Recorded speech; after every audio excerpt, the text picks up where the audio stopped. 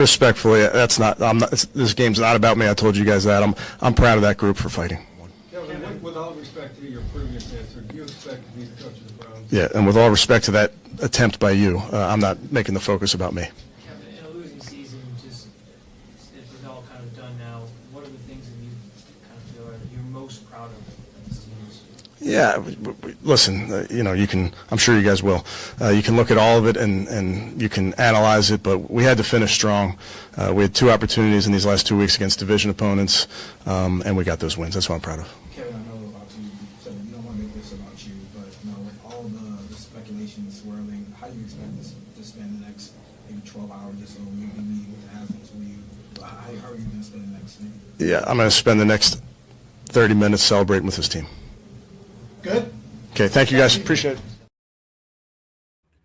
I wonder if they're still celebrating. This is the main event on the Inside Edge Podcasting Network. That, of course, is still the Browns head coach, Kevin Stefanski. He is still employed. We will obviously let you know if that status changes following the 20-18 win over the Cincinnati Bengals.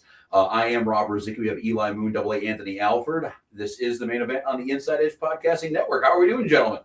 Man, I am doing great. It's nice to see both of you here in the same room. Yeah, in person. Never mind. I ain't doing all this. Don't do that. Don't do that. I'm getting a little nervous because Rob's got a Steelers jersey, and we'll kind of talk about that in a little bit. But AA. We did hashtag this as Browns postgame. Yeah, we sure did. Even though the formula of tonight's show is going to be a little different. Yeah. Which Rob will probably explain here in a couple moments. But honestly, Rob, sorry, we'll talk about the black and gold a little bit later. For now, I want to turn to my guy AA. Yes, sir. Shedeur Sanders. Wasn't pretty. Yeah. But back-to-back wins over division rivals. Mhm. This one on the road. Yep. A game-winning drive. Not pretty, but it is. Shedeur, is it time in 2026? Well, we could do something right now. We could actually show you guys his stats. Take a look at what he has done here. Can we see that? Probably not. But 11 of 22, 111 yards. And there you go. And now we lost the picture. we lost the pitcher? Yes, AA. Yes. Oh. Only talking to you guys. Jesus H. Christ. Yes, this is the main event here on the Inside Edge Podcasting Network. I swear to God, all 3 of us are Come here. on. We have AA Anthony Alford, Eli Moon, and myself, Rob Rozycki. We are actually going to be previewing. I am assuming now that the camera is reset. No one can even hear what I'm saying. No. Okay. But we still got viewers. So keep going. Right. So we're going to keep this going. I don't know if you can hear me, but yes, we're going to be talking about the Browns' 20-18 I don't believe this. behind victory over the Cincinnati.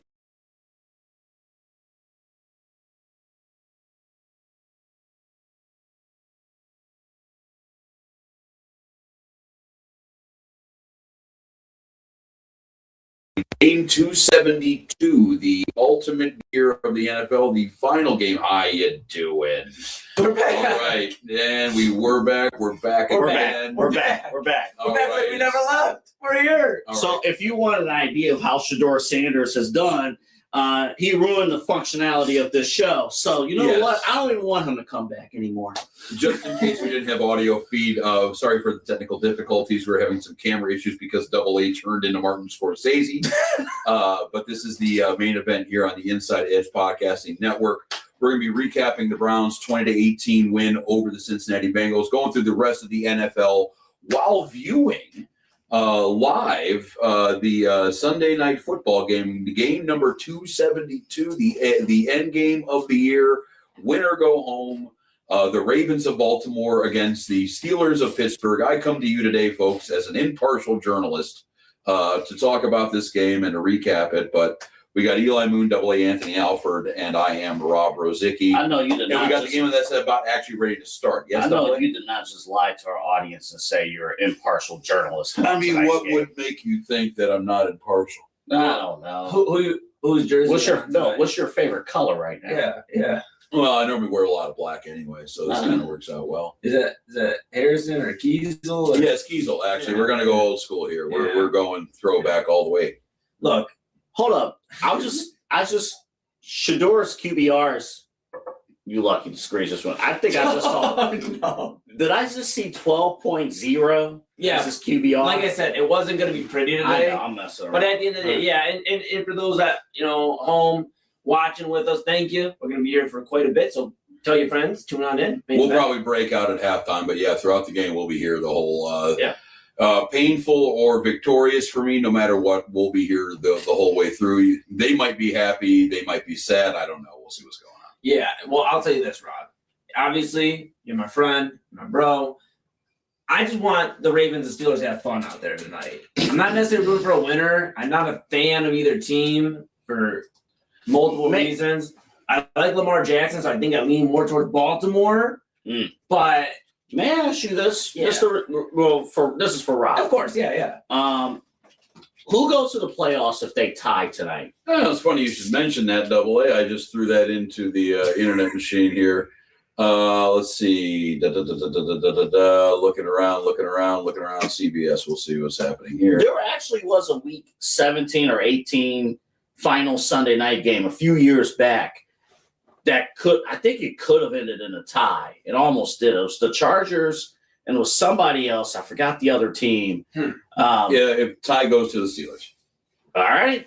So the Ravens got to win. All you need is a 3-3 tie, buddy, and you're right there. Even in the 0-0 playoffs. will do it. We don't have to score any points for a tie. That's the beauty of In a tie. fact, the winner of tonight's game earns the right to lose to Houston next week. I mean, it's going to be a long road to hoe, no matter who you're talking about. Yeah, if it's going to be the Steelers or the Ravens, and they're actually just kicked off this thing. The Ravens have the ball. Derrick Henry is looming large in the backfield, but we're going to see what happens. Can the Steelers defense hold up against the Ravens offense? If it's going to be Lamar running the ball, throwing the ball, if it's going to be Derrick Henry, he had a hell of a week last week, but we shall see. Looks like it's going to be 1st and 10 here on the 15-yard line for the Ravens. But it's going to be a fun time to watch here before this thing really even. So I guess my question coming into today in terms of the Browns. Yes.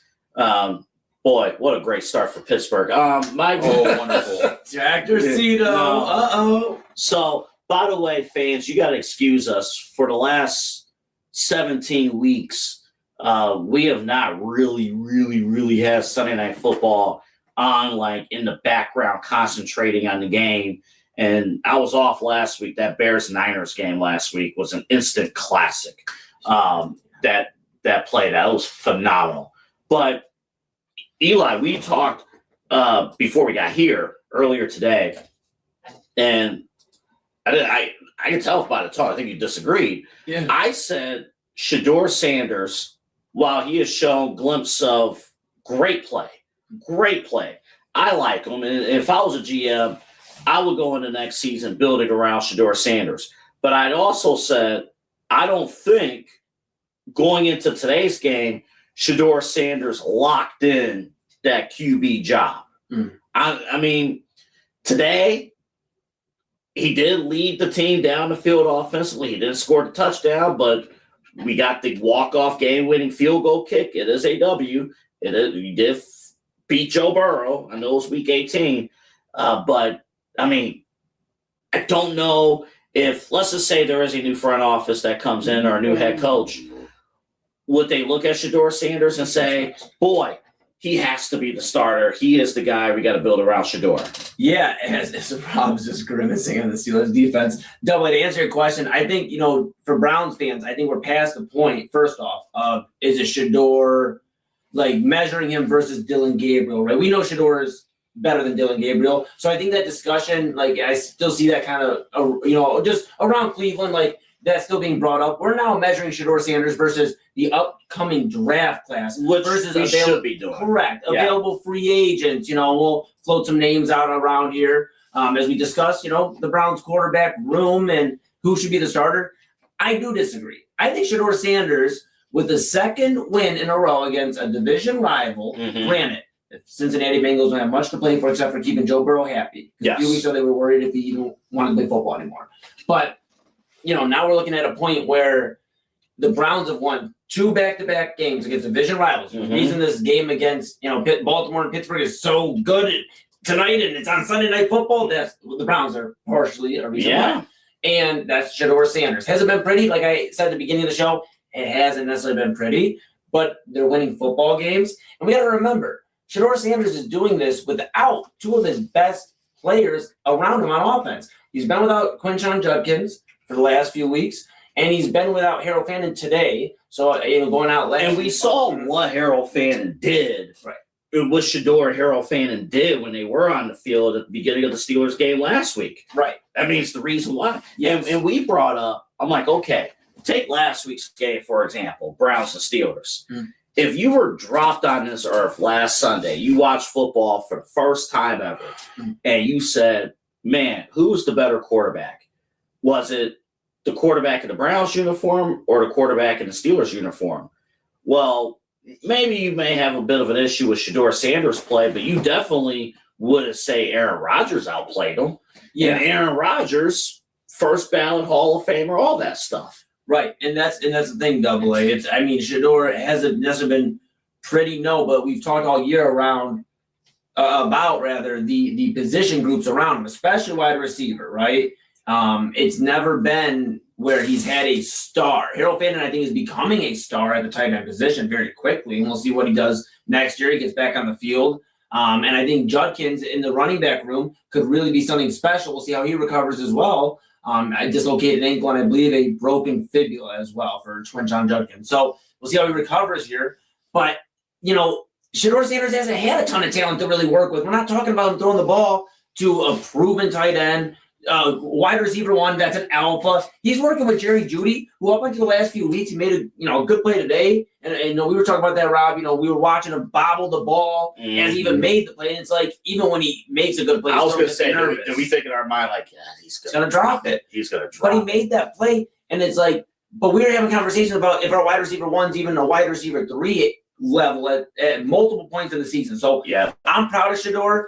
Is it pretty today? 11 to 22, 111 passing yards, no touchdowns, no picks. I believe he was sacked 6 times today. Well, the biggest number is the 0 under the INT. Exactly. No interceptions. Exactly. And that was the one thing, like, you can, like, out of, like, the rookie quarterbacks, Cam Ward and Jason Dart, Shedeur has more interceptions. So he has cut that down. That's been huge. Ravens going for it here on 4th down and 3 on Pittsburgh's 42-yard line. We'll see how that one goes. Oh, wow. Oh, and it went poorly for the Steelers. They don't have to worry about playing defense anymore because the Ravens just scored a touchdown. But no. Did you see that a lot of Madden a couple hours ago before we were playing? But that play is super successful. also, though, just to take a bit, Yes. and just to play a little devil's advocate here, though, with Shedeur, well, I'm more in the Steelers being down now a full score. He did go 11 to 22. The stats didn't look pretty. The offense was pretty much ineffective the entire game. The only reason why the Browns were in control, lack of a better term, for the first 3 quarters of the game anyway, was a combination of a very opportunistic defense and a Cincinnati kicker that forgot how to kick an extra point. Yeah. So they were even making fun of it on the broadcast that Shedeur sat down when he was down 6-0 and then stood back up and he was up 14-6. So, yes, they won today. He did not turn the ball over. He didn't lose the game for the Browns. But he really, up until the last couple of minutes there, didn't really do much to win it either. So, Sure. If we're just going to look at both sides of the coin on this one, it's not like he did go out and throw for 400 yards and 3 touchdowns. And we got to be mindful, too. And he did lead a 2-minute drill. I will give him that. He did. That's something, and this is where Eli is 100% right. This is one of the main reasons why this is not a Shedeur versus Dylan Gabriel conversation, because Dylan couldn't do any of that. So, with Fannin, with Judkins, with a healthier offensive line too, correct, and Shedeur is working with a beat up offensive line too. What, the 3rd center going down like this? It's crazy. But be mindful that if you do get a new head coach in here, and to this point, if you're just joining us, we have not heard a thing about Kevin Stefanski, Andrew Berry. We'll talk about that in a little bit. Actually, at the moment, we haven't heard anything about anybody right now. Yeah. Pete Carroll, any of the, just other the Colts. Just the Colts announcing that well, they the would Colts, not yes, move on. sticking, yeah. Right. Nobody's parted ways with anybody. Right. Yeah. Exactly. And that's just I know we're talking just around the league, talking Browns here. Just for a moment, I will give kudos to the Colts since we were bringing just statuses of current GMs and coaches, because it's really not Shane Steichen's fault, the GM's fault for the Colts. It's not their fault that Daniel Jones went down, Anthony Richardson wasn't available, and Phillip Rivers is your last option at quarterback. So I agree with the move there by the Colts to stick with what they're rocking with and see what they can do next year. So, Well, actually, I was actually a little bit more surprised that Chris Ballard stuck around and they gave him the immediate vote of confidence. Now, granted, they are dealing with new ownership over there. It's Irsay's daughters who are kind of taking it now as opposed to the old man. So I may be sticking these guys around for a while, letting them see what's going on. Yeah. Because the biggest problem that Indy's had is finding the quarterback. I mean, I think everybody kind of looked at the Colts funny when they drafted Richardson as high as they did. He had no experience at Florida. He really had 1 year as a starter, and he was turnover happy then. So they were a little surprised that they went with that kind of a raw prospect. It just seems like they'd never gotten that right since Peyton Manning, Andrew Luck. Mm-hmm. And it's always been either, a Phillip Rivers type if it was 5 years ago, or Matt Ryan, or an old retread on a veteran. Yeah. Now they got to find the quarterback, and that's going to be priority number one for Indianapolis. It has to be. And it's unfortunate that the answer is not Anthony Richardson, because you would have thought this would have been the spot. He had the freak injury, whatever it was, so he never even got the opportunity. Yeah. And they went all in on Daniel Jones. So they better hope somehow, some way that Daniel Jones can recover and be ready to go. But Daniel Jones, even before his injury, was showing signs of New York Giant Daniel Jones, as opposed to what we saw the first half of the season. That's true. Well, I am also seeing Daniel Jones listed as an available quarterback. He is a free agent right now. They don't owe him anything. Yeah. So maybe this was a win now year. What do they got to look, if they might have to look at it in the draft. Riley Leonard didn't look bad though today, and I get it. It's a Week 18 game. Yeah, you get the Matt Flynn conversation, I get right? it, but you at least I think he at least has done enough. He got one chance, right? And I know they lost today 32-30 to the Houston Texans on a walk-off field goal, I believe, by Houston. But at the end of the day, I felt Riley Leonard, 3 total touchdowns, I believe, today. For Leonard, and he gets a chance, I think, with this at least being the conversation of a quarterback battle for Indy, because Indy's not going to be really in a position, I don't feel, to get a quarterback. I mean, we have plenty of months to talk about draft and the draft order, but I don't think Indianapolis is going to be in a position to draft a quarterback AA, Rob. It's like I don't think that's in the card. So I think their only option is like what AA said, Rob, even though he's a free agent right now, knowing that they believed in him this year, inking Daniel Jones to another prove-it deal. Shoot, is Jacoby Brissett available? I know you're one of the biggest Jacoby Brissett fans out there, man. This has nothing to do with fantasy football performance. He might start for Arizona next year. Like, seriously. No, he might. I'm glad. Kyler Murray's on the move. I would imagine. A legend. Talking about being in a position to draft a quarterback, the Colts picked 15, and it is Sauce Gardner. They traded that pick to the Jets for the corner. So they don't have a first-round pick. Yep. So it's going to be one of these free agent guys if they want to do something like that. And I don't know if, obviously Aaron Rodgers is going to be on that list, Daniel Jones, whoever it is.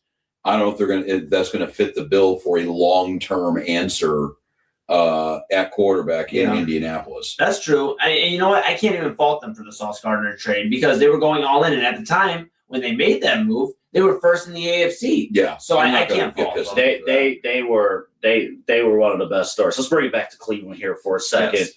Yes. We do have the official draft order now. And so here we go. Number 1 will be the Las Vegas Raiders. Number 2, the New York Jets. Number 3, the Arizona Cardinals. 4, the Tennessee Titans. Got the New York Football Giants at number 5. And then the Cleveland Browns, even though they won today, they only dropped 1 spot. They are at number 6. So, well, the unfortunate thing about Cleveland's spot is that the Raiders, Jets, and Cardinals are all going to be looking for a quarterback. Mm-hmm. Cardinals moving on from Kyler Murray. I think the Jets have already moved on from Justin Fields, and the Raiders and Geno Smith. I don't think that was a long-term thing anyway, especially after he led the league in interceptions. Mm-hmm. So they're all going to be Titans and the Giants after that, though. They're not going to be looking for one. Aaron Rodgers going deep of old, and And I wouldn't be surprised either. Steelers punt. I wouldn't be surprised either if Arizona. I wouldn't be surprised. Maybe they won't, but maybe they could go for a quarterback as well. So, And they might be a solution for the Browns if the Browns want to get to Kyler Murray, and because they might be shopping him around. But the big hopefully the answer is no. I'll leave it at that. Kyler Murray, if he's struggling in Arizona, his small self, who supposedly can't commit to playing, whatever, he wouldn't fit here in Cleveland at all. Yeah, and I mean, to Double A's point too, he's played in Arizona. He's played in warm weather most of his career, not all of his career. You know what I'm saying? So I'm cool on Kyler Murray. But 1 and 2, I mean, we'll have to see if Dante Moore declares after the college football playoff, and but it seems to me, man, that it's going to be Mendoza and Moore back to back. Las Vegas and New York take the top two quarterbacks, and then we're having a discussion if Ty Simpson is available. And in this draft, then is it Ty Simpson? Is it Lenore Sellers? I know we talked about him a little bit last week, Rob. Carson Beck from Miami having a heck of a run right now. I mean, beating Ohio State. So a little sore spot. I don't know if, you want the Cleveland Browns looking at and that's why, to me, your roster here in Cleveland. Yeah. And we'll talk extensively about Andrew Berry and Kevin Stefanski here shortly.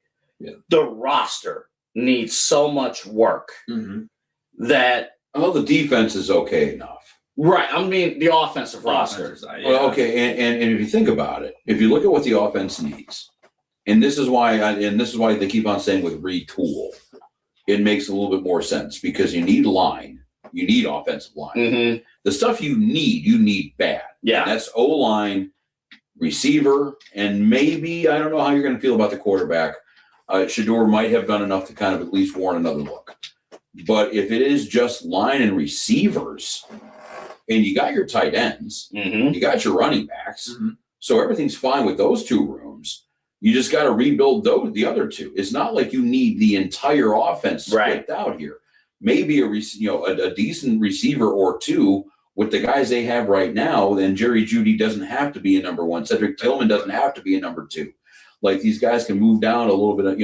Tillman might be a good 3 or 4. Who knows? If you sign a couple of guys or draft one, you might be okay here.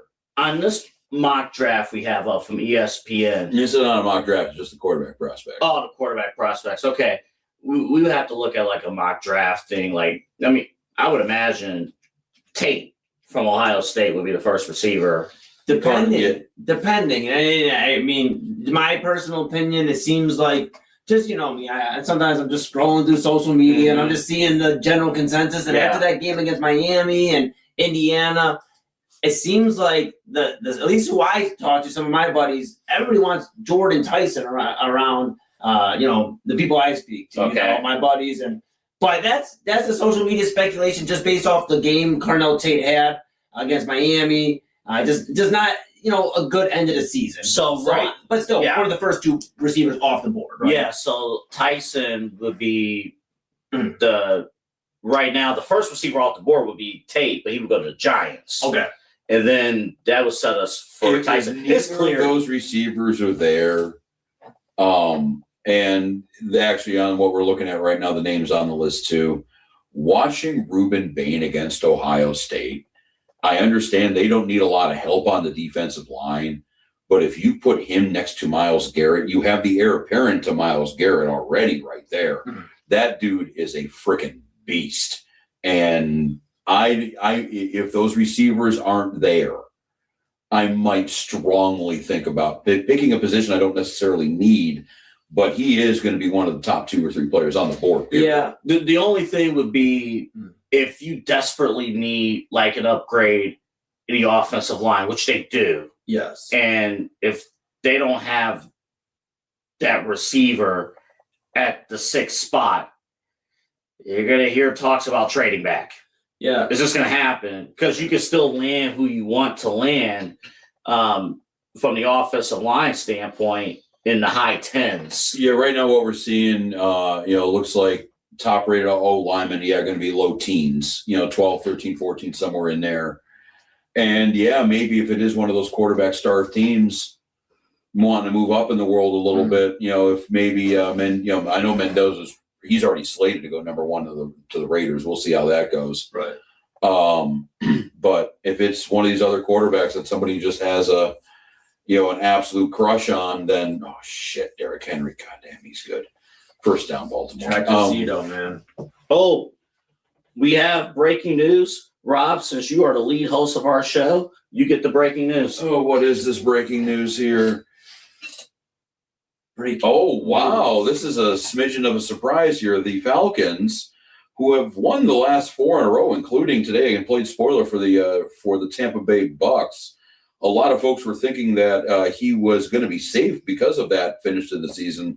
But Raheem Morris is now the former coach of the Atlanta Falcons. They have parted ways with their coach after 2 seasons.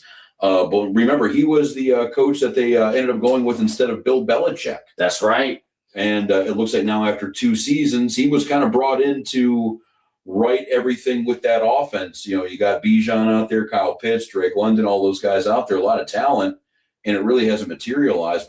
But folks have kind of seen what they've done the last month or so of the season. Like they finished technically in a tie for the division. Right, correct. And again, reported by Adam Schefter. That is ESPN, so on and so forth. I'm sure every insider was kind of popping at roughly the same time, but that's a surprise move. I didn't think that was going to be a job that was going to be available today. Well, finished real quick, Eli. Yeah, of course. In 2 years, Atlanta has finished 8-9 in both seasons. Yeah, and again, they didn't have a crater out year or anything like that. So yeah, I mean, Aaron Glenn still is still employed with the Jets right now. So no, fairness that year. Yeah, in fairness, we did have this conversation about Raheem Morris, I believe, last week or the week before. The Falcons, and I take it back, it was last Monday or last Sunday night.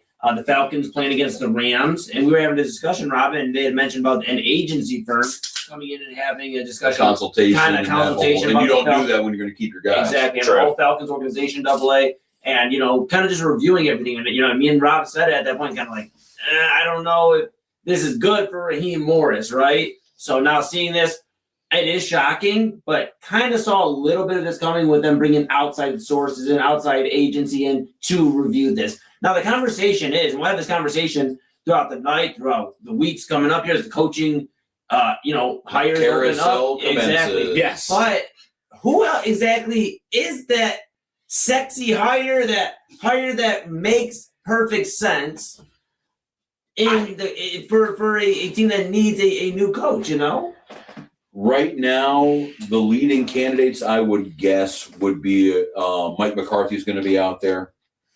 Again. And it all depends on, I think, what happens with this game right now. Again, we're about 7 minutes to go in the first quarter, and the Ravens are up 7-0 against the Steelers in a win-or-go-home game where both of these coaches are rumored to be on thin ice, especially with a loss tonight. But right now, as it stands, you do have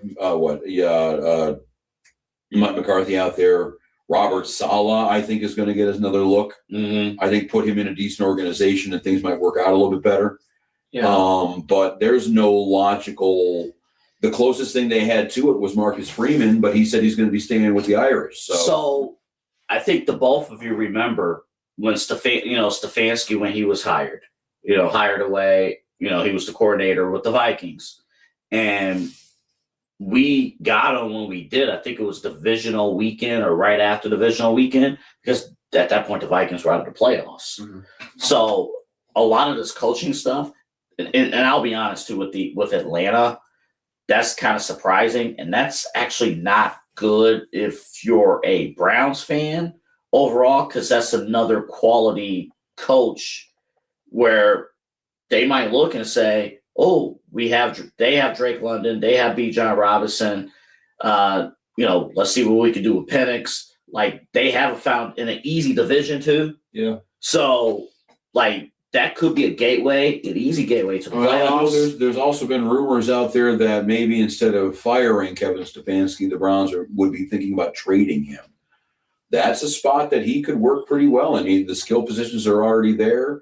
I don't know if Penix is the long-term answer, not because he's good or bad. Injuries. It's just, Injuries. So many injuries. Yeah. I mean, that's why he was in college for that long to begin with. Yeah.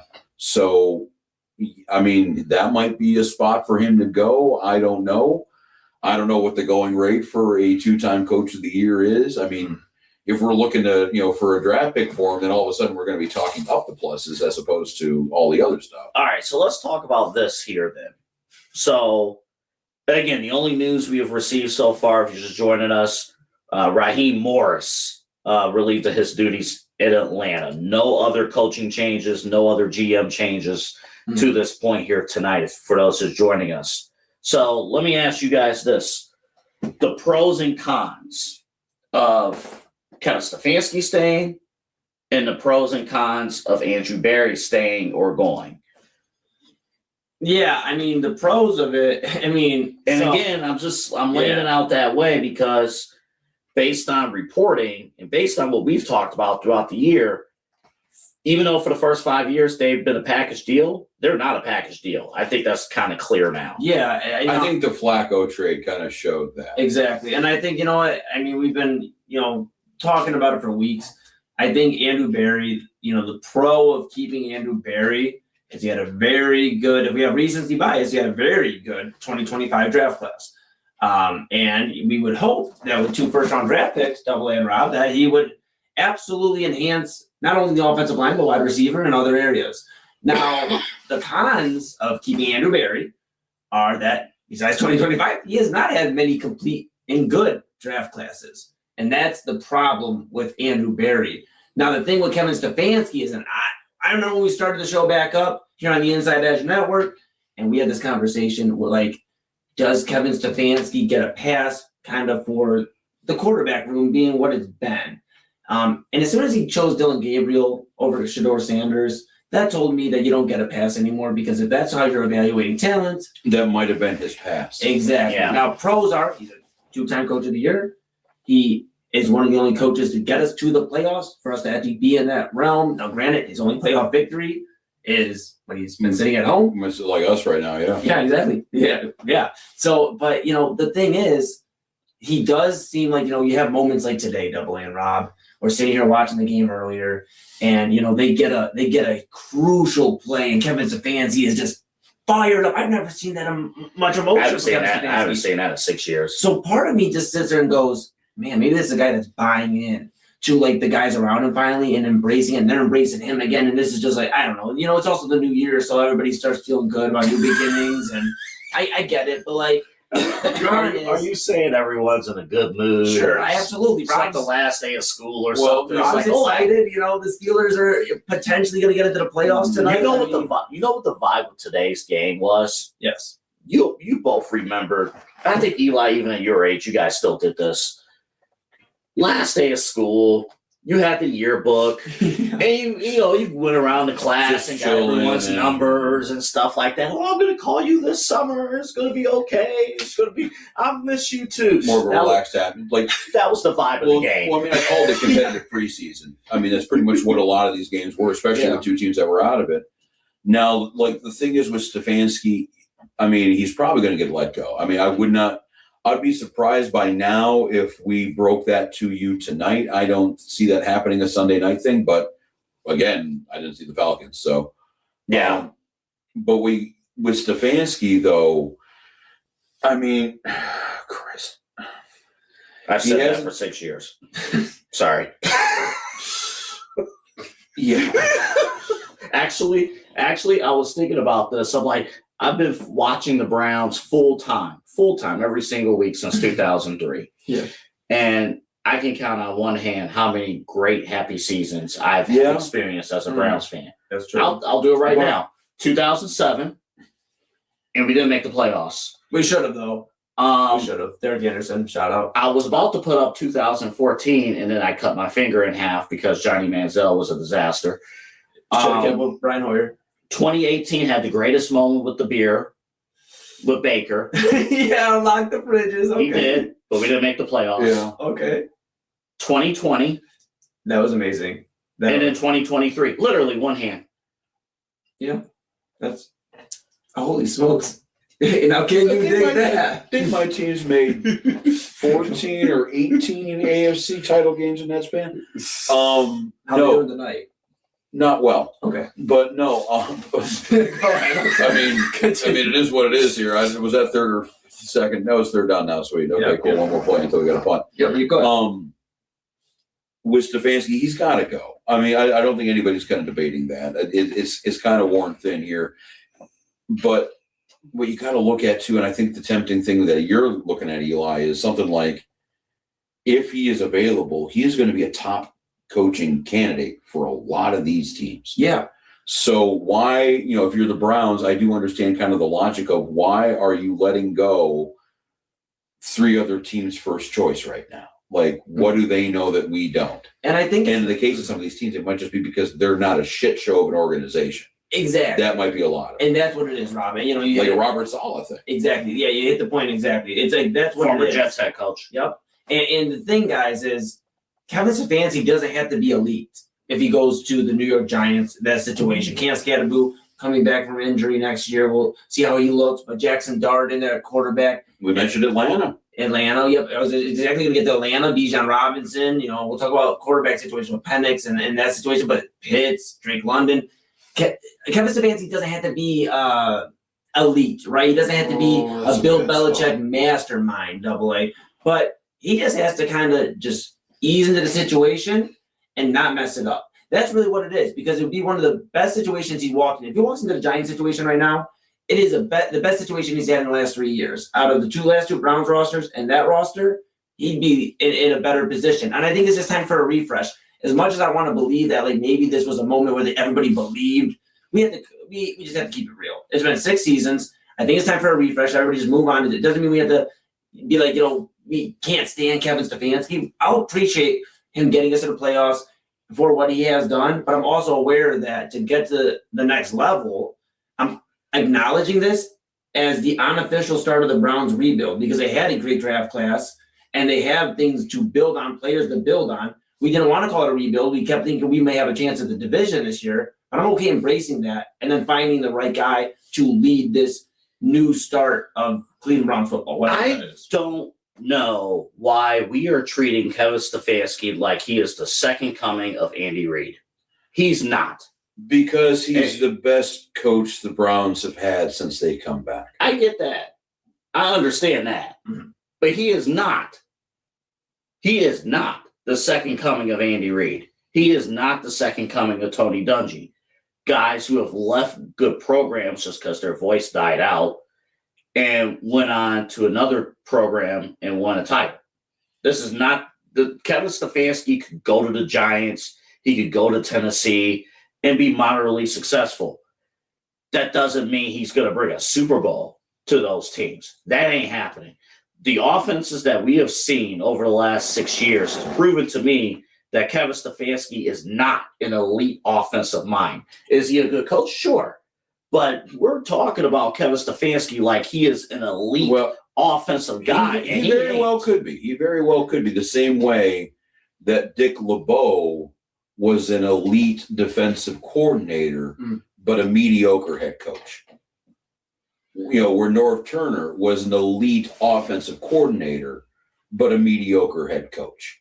He could be one of these guys that is much more suited to just be sitting in the booth calling plays or, just advising the quarterback and running the offense. Because, again, we forget a lot of these times, especially when we're going to be talking about some of these coordinators that could be head coaching candidates. Mm-hmm. Just because you're a great coordinator doesn't mean you're going to be a great coach. Yeah. And I think Browns fans understand it, but they don't want to hear it.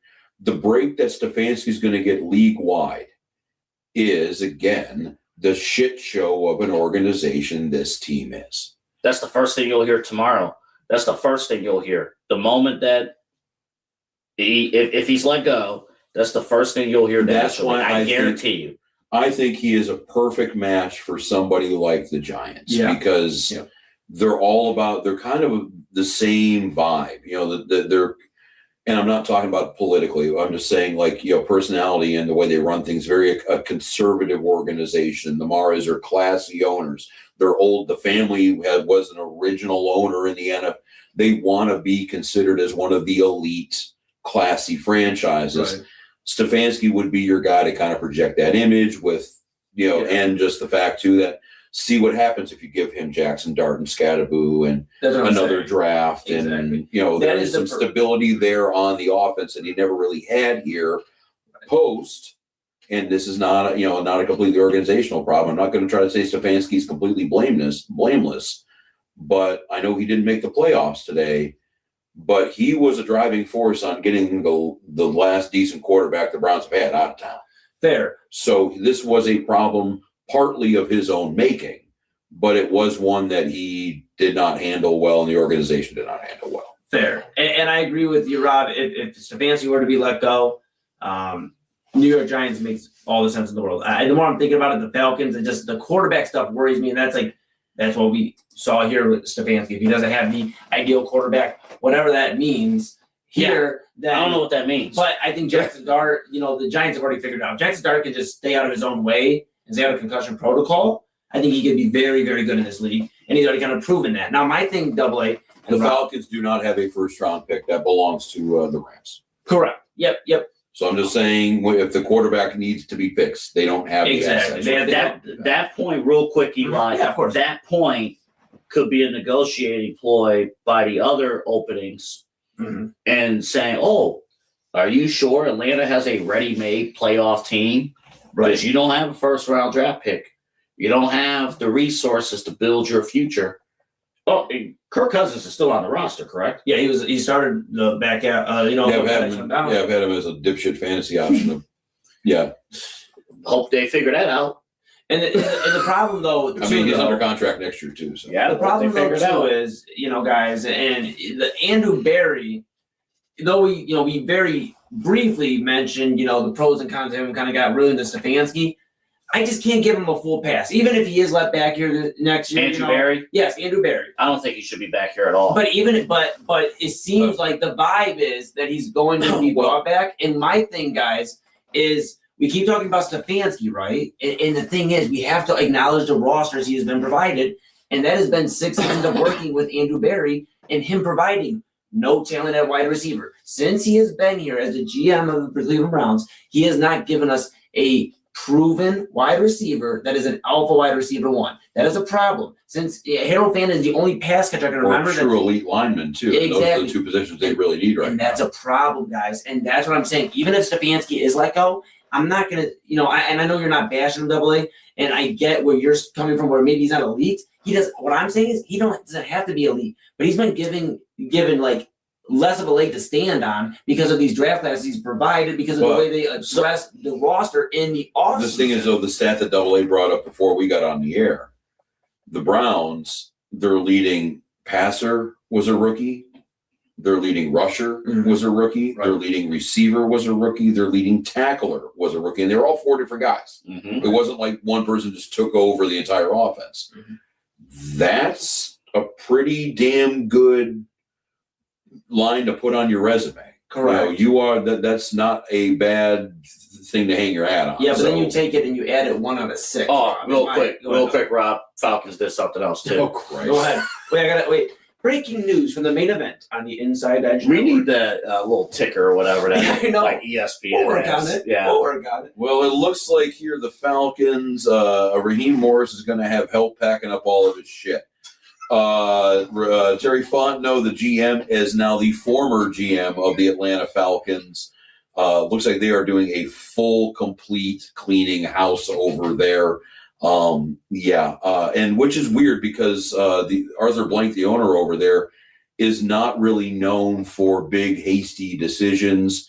Like most of his coaches, he's kept on 3-4 years at this rate. But yeah, Do they want Belichick now? I was just about to say that. That's so crazy. You said He's that. available. He's available, and we were talking before the Is show. he available? He's still technically still South technically Carolina's a coach, coach. He's available. It's college. But yeah, Terry It's Fontenot, college. he's fired.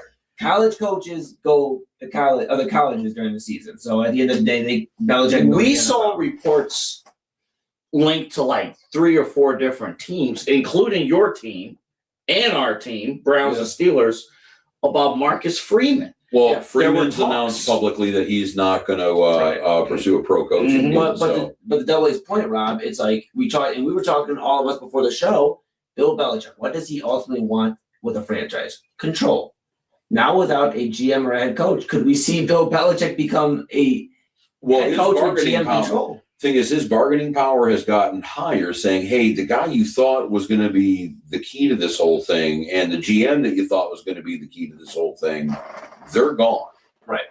So, and they didn't work out. So do you want to try option B? But the other problem is Jordan Hudson wasn't nearly as strong of a character in Bill Belichick's story as she is right now. Mm-hmm. And there is a lot more issues and distractions for a coach that always championed never having a distraction.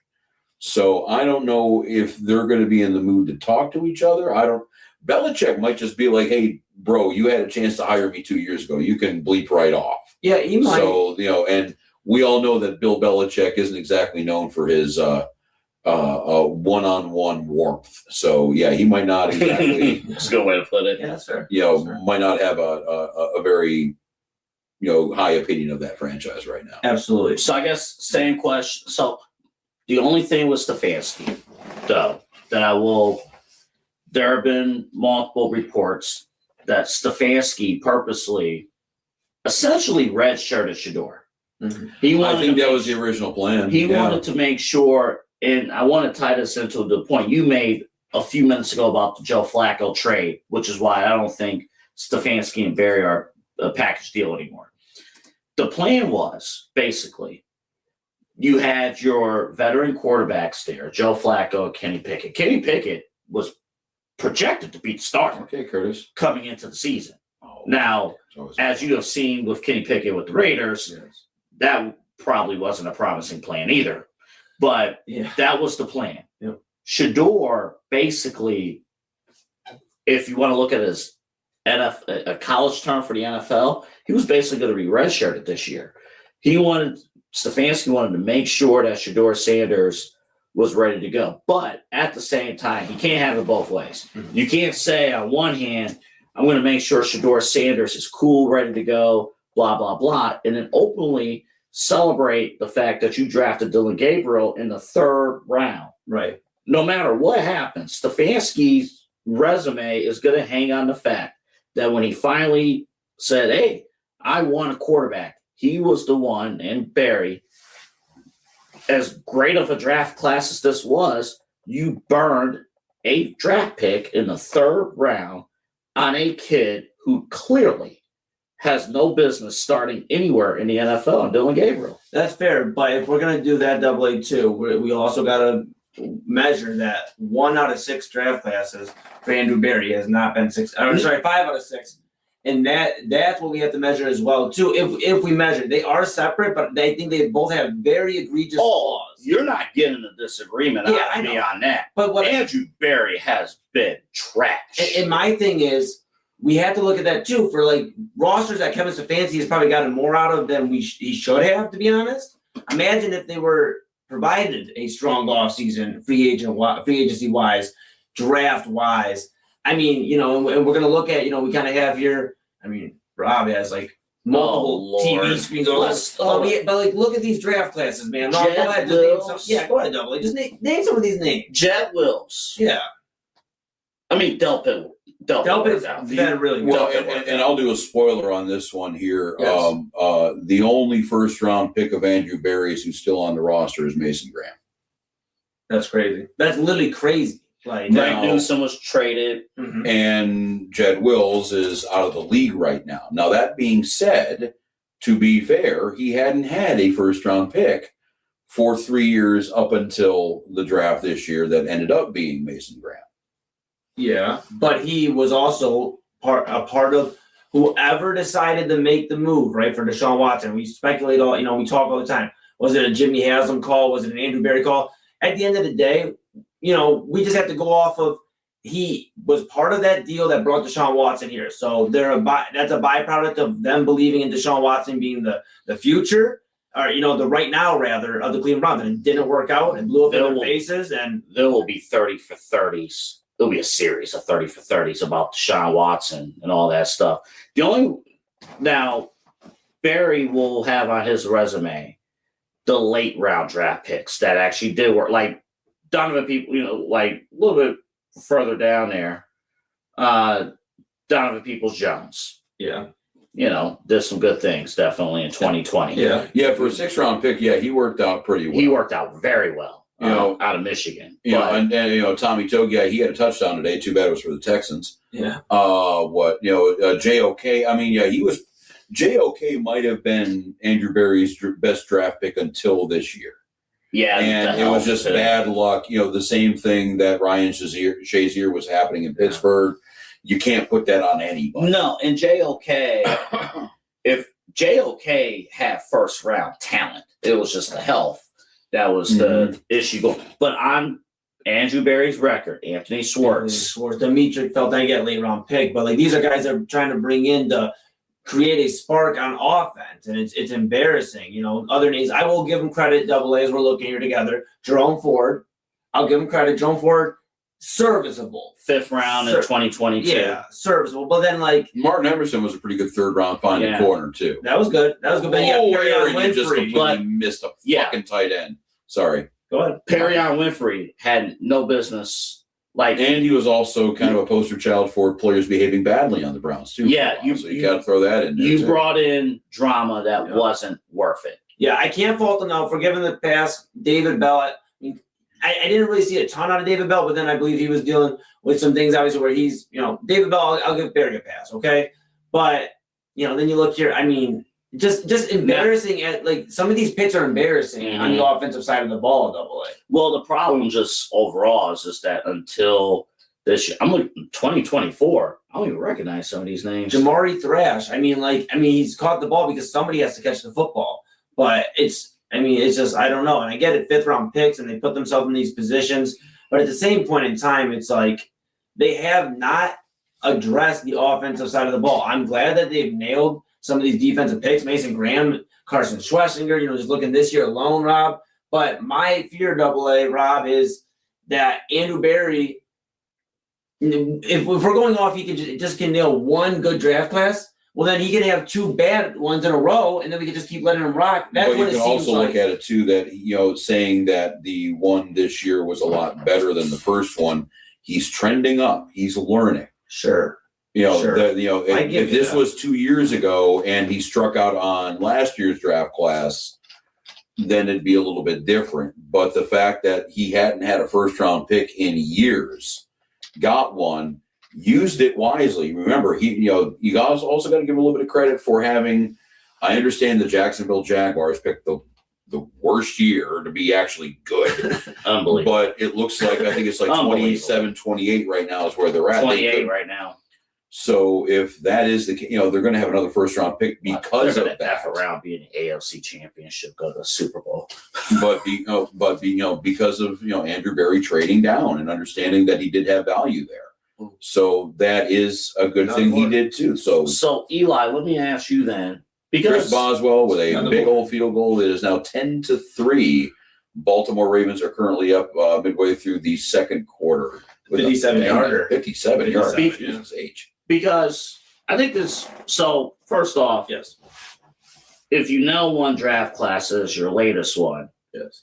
that means cool, you nailed it, but also you put together a terrible roster, but also outside factors until we know exactly who's fully responsible for the Deshaun Watson trade.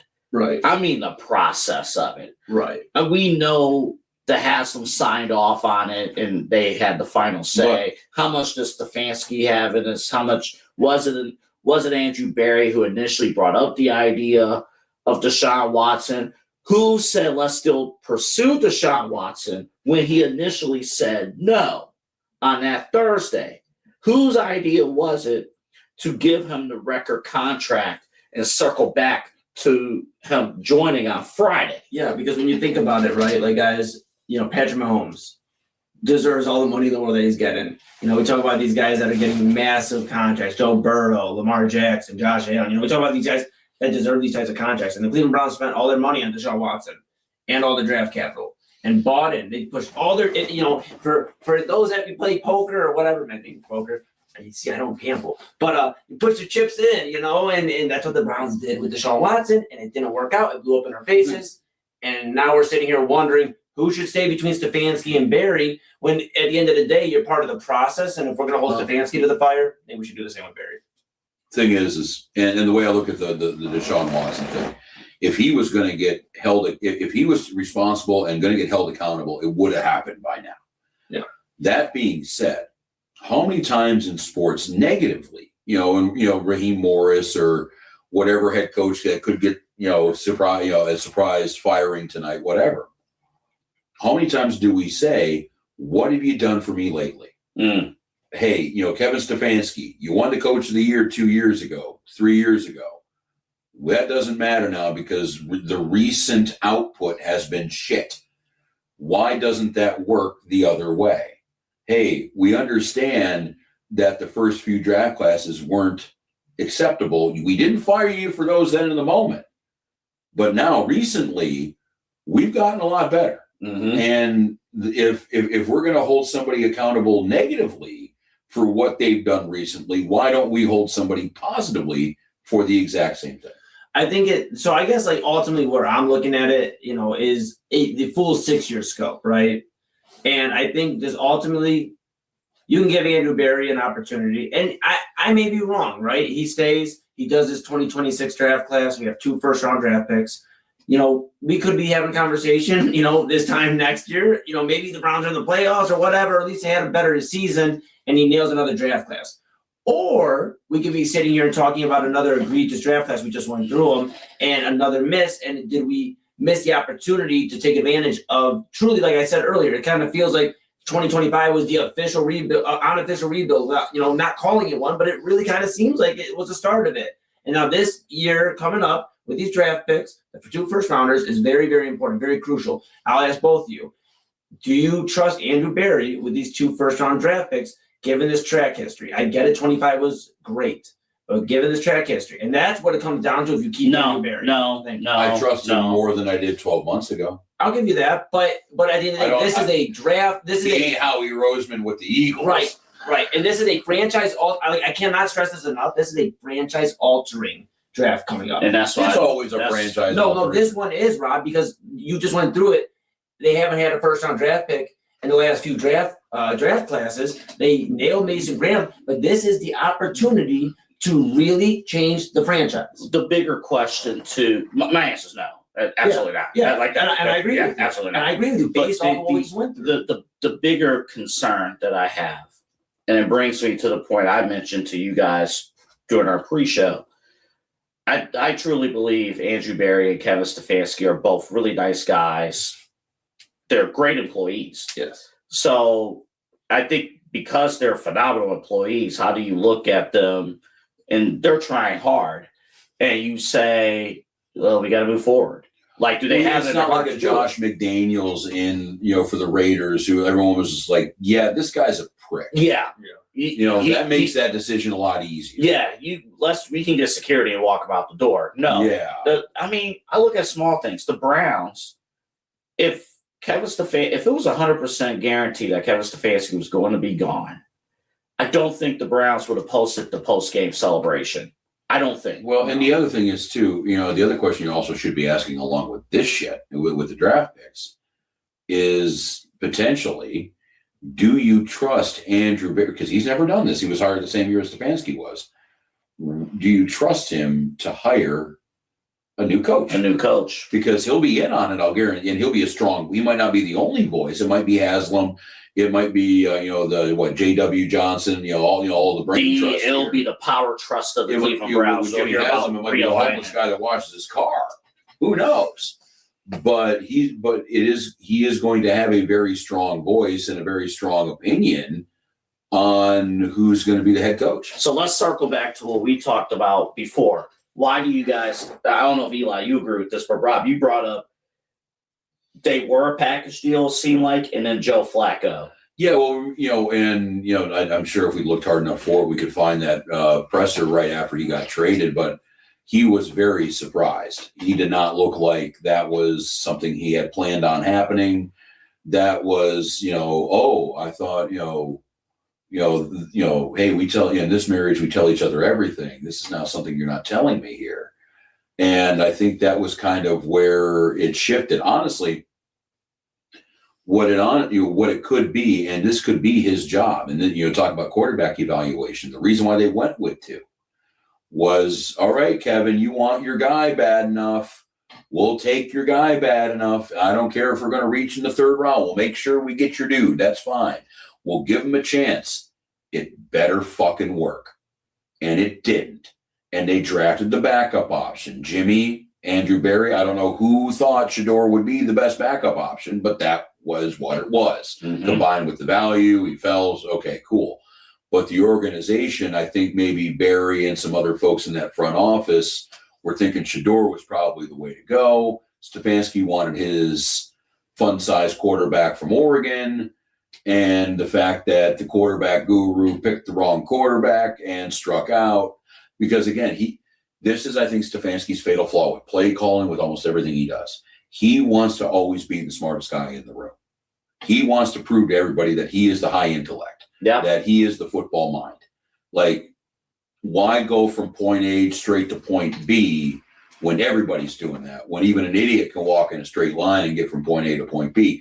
Let's go to point A, B, C, D, E, F, G, H, I, J, K, and let's get around to the same exact spot that we were going to go anyway. Mhm. But I want to just show how cool I am and how smart I am. That was what Dylan Gabriel, I think, could have been, and he failed that test. It's an offense that never evolved.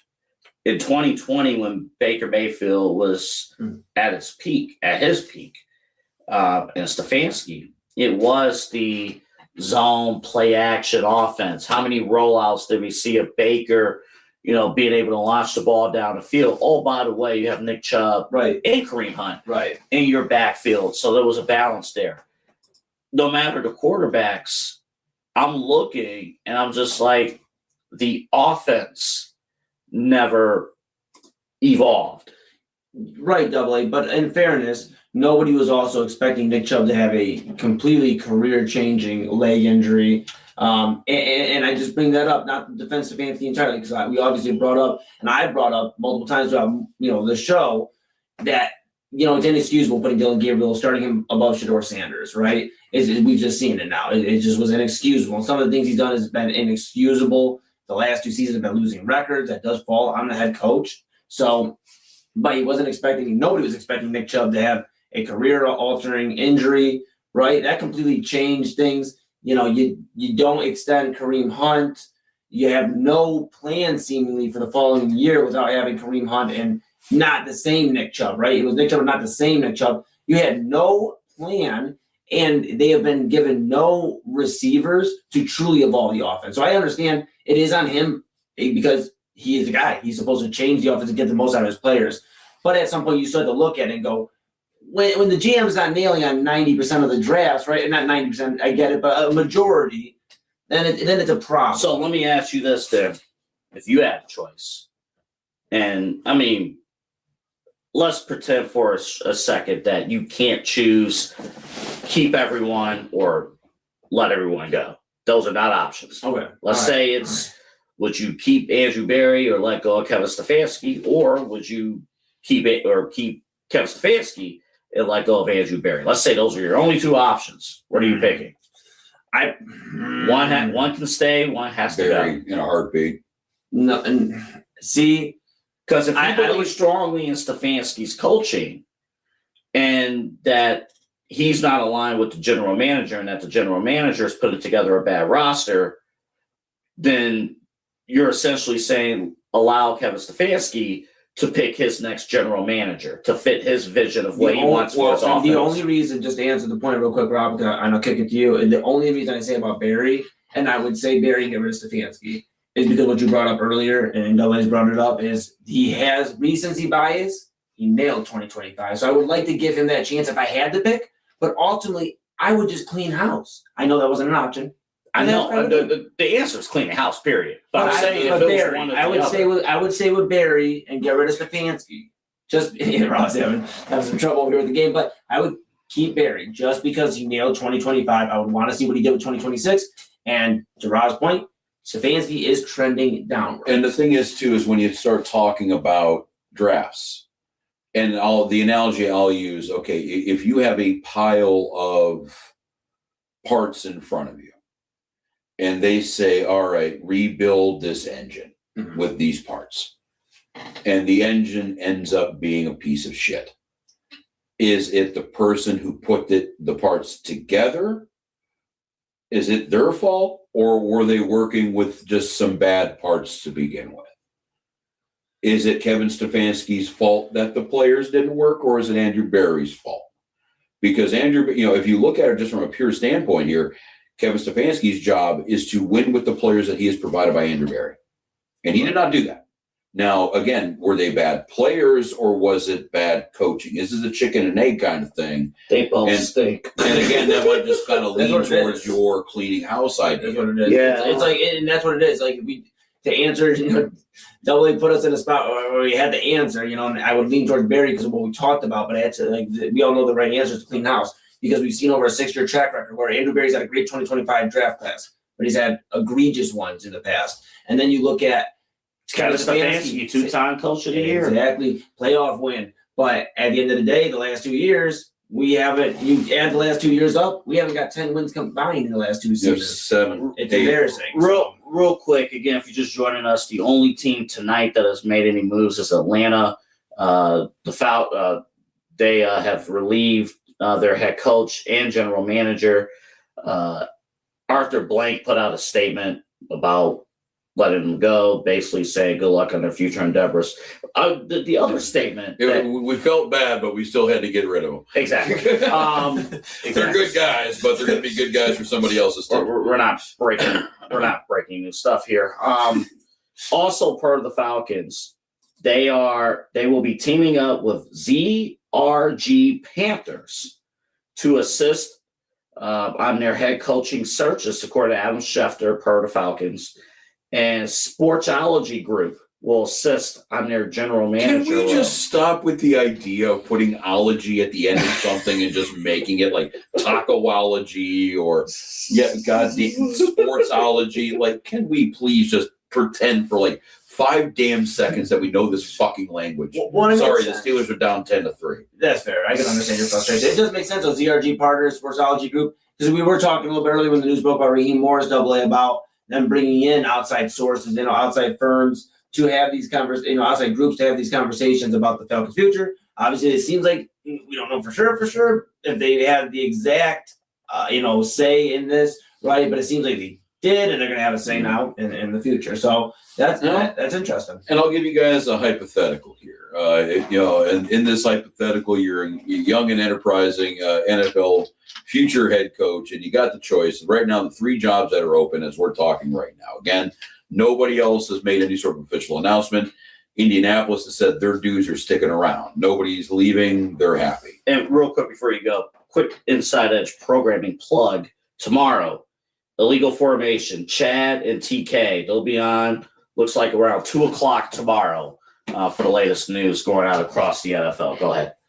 But the 3 jobs that are open right now, the Titans, the Giants, and the Falcons. Falcons became open today, the Giants and Titans, obviously midway through the season. Which job right now would, if you had the pick of the 3, would it be? You got the number 1 pick with one. You got pretty good skill positions with the other. And you got probably the best organization out of the 3 with the Giants.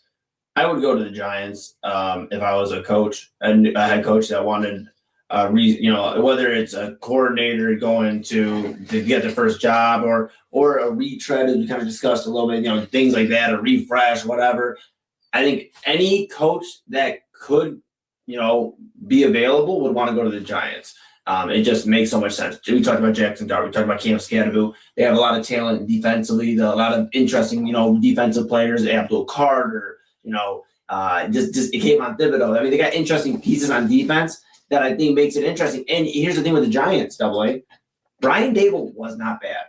I think he was given a very bad hand for most of his run as Giants head coach, and I think they just decided, kind of like where the Browns are with Stefanski, it's just, hey man, we gotta part ways. But I think there's a guy like Stefanski or anybody, a coordinator, like an offensive coordinator waiting to get their first gig, the Giants should be at the top of their list for all the reasons we keep bringing up. Well, of the 3 openings for the head coaching spot, only the Falcons also have a general manager opening. The other ones, you will be brought in with a general manager. But the tricky thing with the Falcons, you really can't build anymore with them. Like, you have to pretty much trust that Drake London, B. John Robinson, Kyle You just got to find your Pitts, quarterback. That's all. and then That is Michael Penix. If that is somebody else, you got to find your you quarterback. got to figure out quarterback. I mean, are we saying right now, do we not believe in Cam Ward? I mean, Tennessee, you walk in the door, you have a second-year quarterback. It's a hard thing because you look at these guys who have gone number 1 overall the last few years. Cam Ward was that dude. Who was the year before? Who was Caleb Williams? Right. Going all the way back, and they said it hadn't happened. I think it was the first number 1 overall quarterback to lose his coach mid-season or at the end of his first season was Jared Goff with Jeff Fisher back in the day. Since then, it's happened about 8 or 9 times. Actually, the longest tenured coach, I think the only one in the league who has a number 1 drafted quarterback that they drafted while he was coach is Zach Taylor.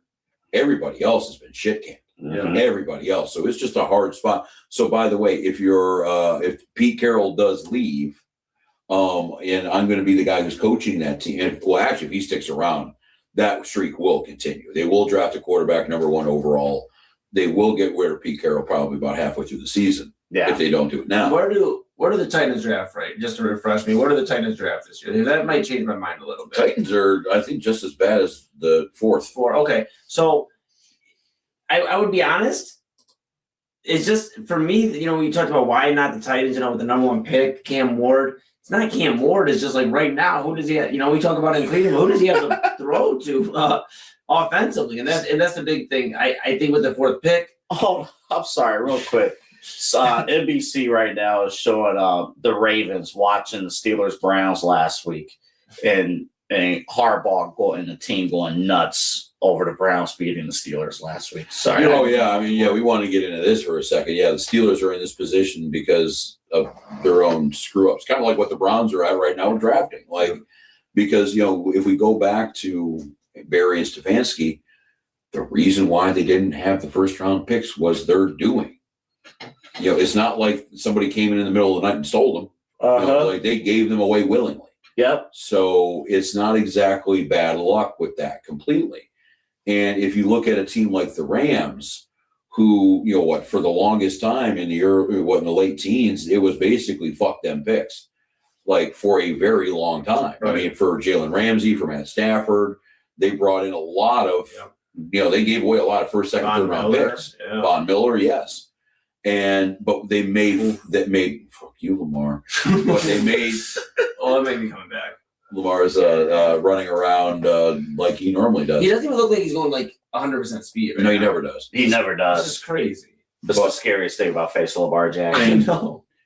But I'm sorry, I completely derailed my point. I forget completely about the Steelers just not nailing draft picks in these teams like the Rams and the Browns. Yeah, exactly. Like when you are trading away your 1s and 2s and 3s, you best as shit happen to hit on 5, 6, 7. Right. Puka Nacua is one of those guys. You can see the entire damn Rams team right now is littered with starting, dudes who are 5th, 6th, 3rd round picks somewhere in there. Right. So you do have to make sure you do hit those picks. Yes. The Browns did not do that.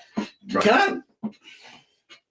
This is the part where I'm kind of a prisoner of being a Browns fan and just tackle him and just. All right, I'm looking at this draft order. Mm-hmm. Raiders, Jets, Cardinals, Titans. Who's number 5? Would be Giants. Giants. Yes. Giants. Yes. Giants, Browns. Go to number 7. Commanders. Which that could be interesting with Jaden. I mean, we'll talk about it. Will be. Go ahead. But I got a bigger point. Okay, go ahead. Yeah, I got a bigger point. What? The top 8 teams historically have been known to be crap organizations. All 8 of them. And here we talk about all the playoff picture, there are fresh teams, new opportunities. And we only say new opportunities, a lot of it, because Patrick Mahomes is not in the playoffs this year. Right. You look at these 8 teams that are at the top. Again, Rob, can you go back to, we have an ad in the middle of this page, so that's the, again, Raiders, Jets, Cardinals, Titans, Giants, Browns, Commanders, and Saints. Yeah. Eli, during most of your lifetime, most of those teams have sucked Yeah. during most of your lifetime. Yeah. I During mean, With really the exception of the Giants. With Eli, that run up there, that wasn't that long ago. but it was Correct. just 2 runs, though, really, to be honest. And there was a lot of times that Just 2 runs. I no, but I And get I'm what you're saying- saying. but- You sound like a Chiefs fan right now. But no, and I'm saying historically. I know the Giants had the Eli Manning, the 2 Super Bowls. I know the Saints had Drew Brees and Sean Payne, but historically, Yes. the Saints have been a bad football team. Historically, the Giants, I think during our generation. I think Phil Simms and LT and Bill Parcells would disagree with them always being bad. True, But it's been there was such a gap. but it's been long enough of a gap. Like those guys, I think they were wrapping up their careers on the field when I was born in '92. Dopest song ever Most wrote of them in were, 94. yeah. Go ahead. Give me some. Go ahead. But and the thing is, just And then the Commanders. yes, exactly. The Commanders. They've been a shit show. They're coming out of Daniel Snyder. I'm willing to give them the benefit of the doubt right now. They're on the verge. And Josh Harris, I mean, he owns about 38 other teams. But- he knows how to own. But that goes to show you, if you don't make the right draft picks historically, that the cycle in your organization continues. look, You're a bad team. You can just look at the Browns' history for that. Go back to the Manziel year. I mean, look at that run. They had about 3 straight years of multiple ones. Like, if you look at Howie Roseman in Philadelphia, if you look at Brett Veach in Kansas City, if you look at Detroit and say, all right, you're going to have 2 first-round picks for the next 3 years. We're going to give you 6 ones. Mm-hmm. They're rebuilding their franchise. They're going to make damn sure that they're going to be fine for the next 12 years. The Browns, they draft Johnny Manziel and Justin Gilbert. And I think that's the toughest thing while we talk about Stefanski and Barry, right? Because at the end of the day, there's going to be some sort of move, I believe. Whether it's both of them. If whether they it's don't Stefanski. fire Bubba Ventrone at the very fucking least. But my thing is, it's tough a little bit because That should have been done on Christmas Day. yeah, Sorry. this Last year. is the longest tenure, right, in a long time, and I'm pretty sure, and you can fact check me, but Kevin Stefanski is the longest tenured Cleveland Browns head coach since they returned in 1999. The only one I can really think of that rivals him is Butch Davis, Mm-hmm. but Stefanski's been here quite a long time, and we're gonna get fact checked here, and we'll see if I'm right, but Stefanski's been here a long time. AA, Rob. I think 101 games. And that's tough, you know what I'm saying? And I think that's why some of the fan base is attached to him, AA, and will go to bat for him because they remember. It's like, when you're in a relationship, you've been with somebody so long and you're like, dang, this shit sucks right now. That's not a good analogy. Yeah, I know. So that's why we gotta get rid. That's why we gotta get rid of Kevin Stefanski. You do not just go back and remember the good times. You gotta remember where you're currently at. One little tweet here from Jared Moeller. The Browns would have owned the first overall pick had they not won the last 2 weeks if all the other results stayed the same. That's wonderful. And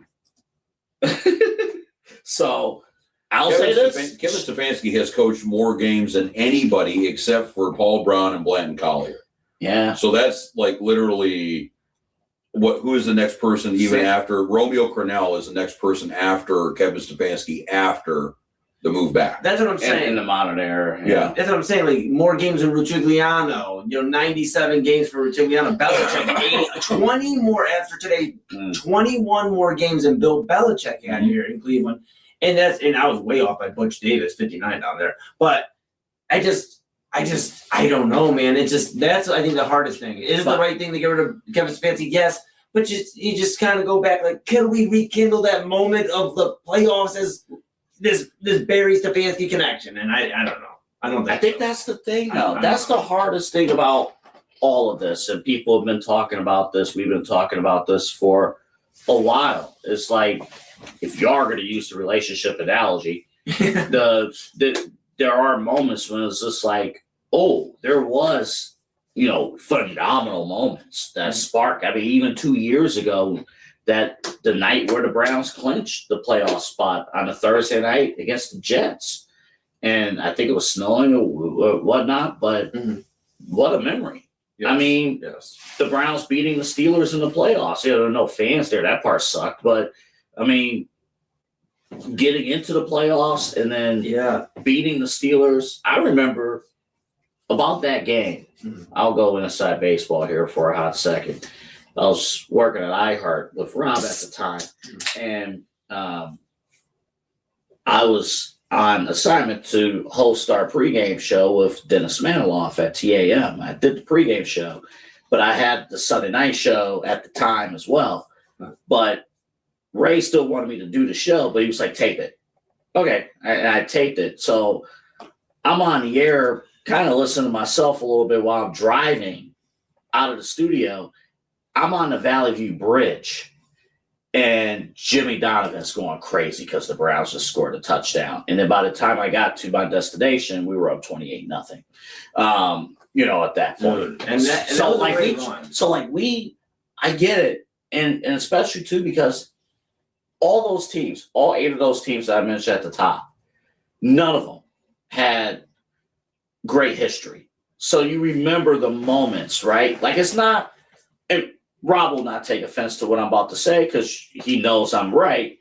It's not a Steelers-Ravens situation where you've been there, done that. You shouldn't even be competing in the AFC North Championship. You should already be in the playoffs. Oh, yeah. I mean, it's not even that. I mean, this is just.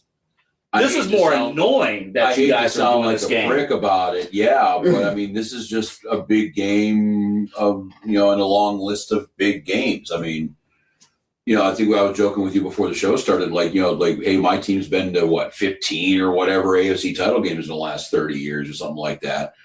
It is annoying. I mean, this one right now with the way the Steelers have been playing and the expectations there, I mean, imagine if the Browns had a coach that led them to 19 straight winning seasons. Do you think anybody would be pissed about that right now in town?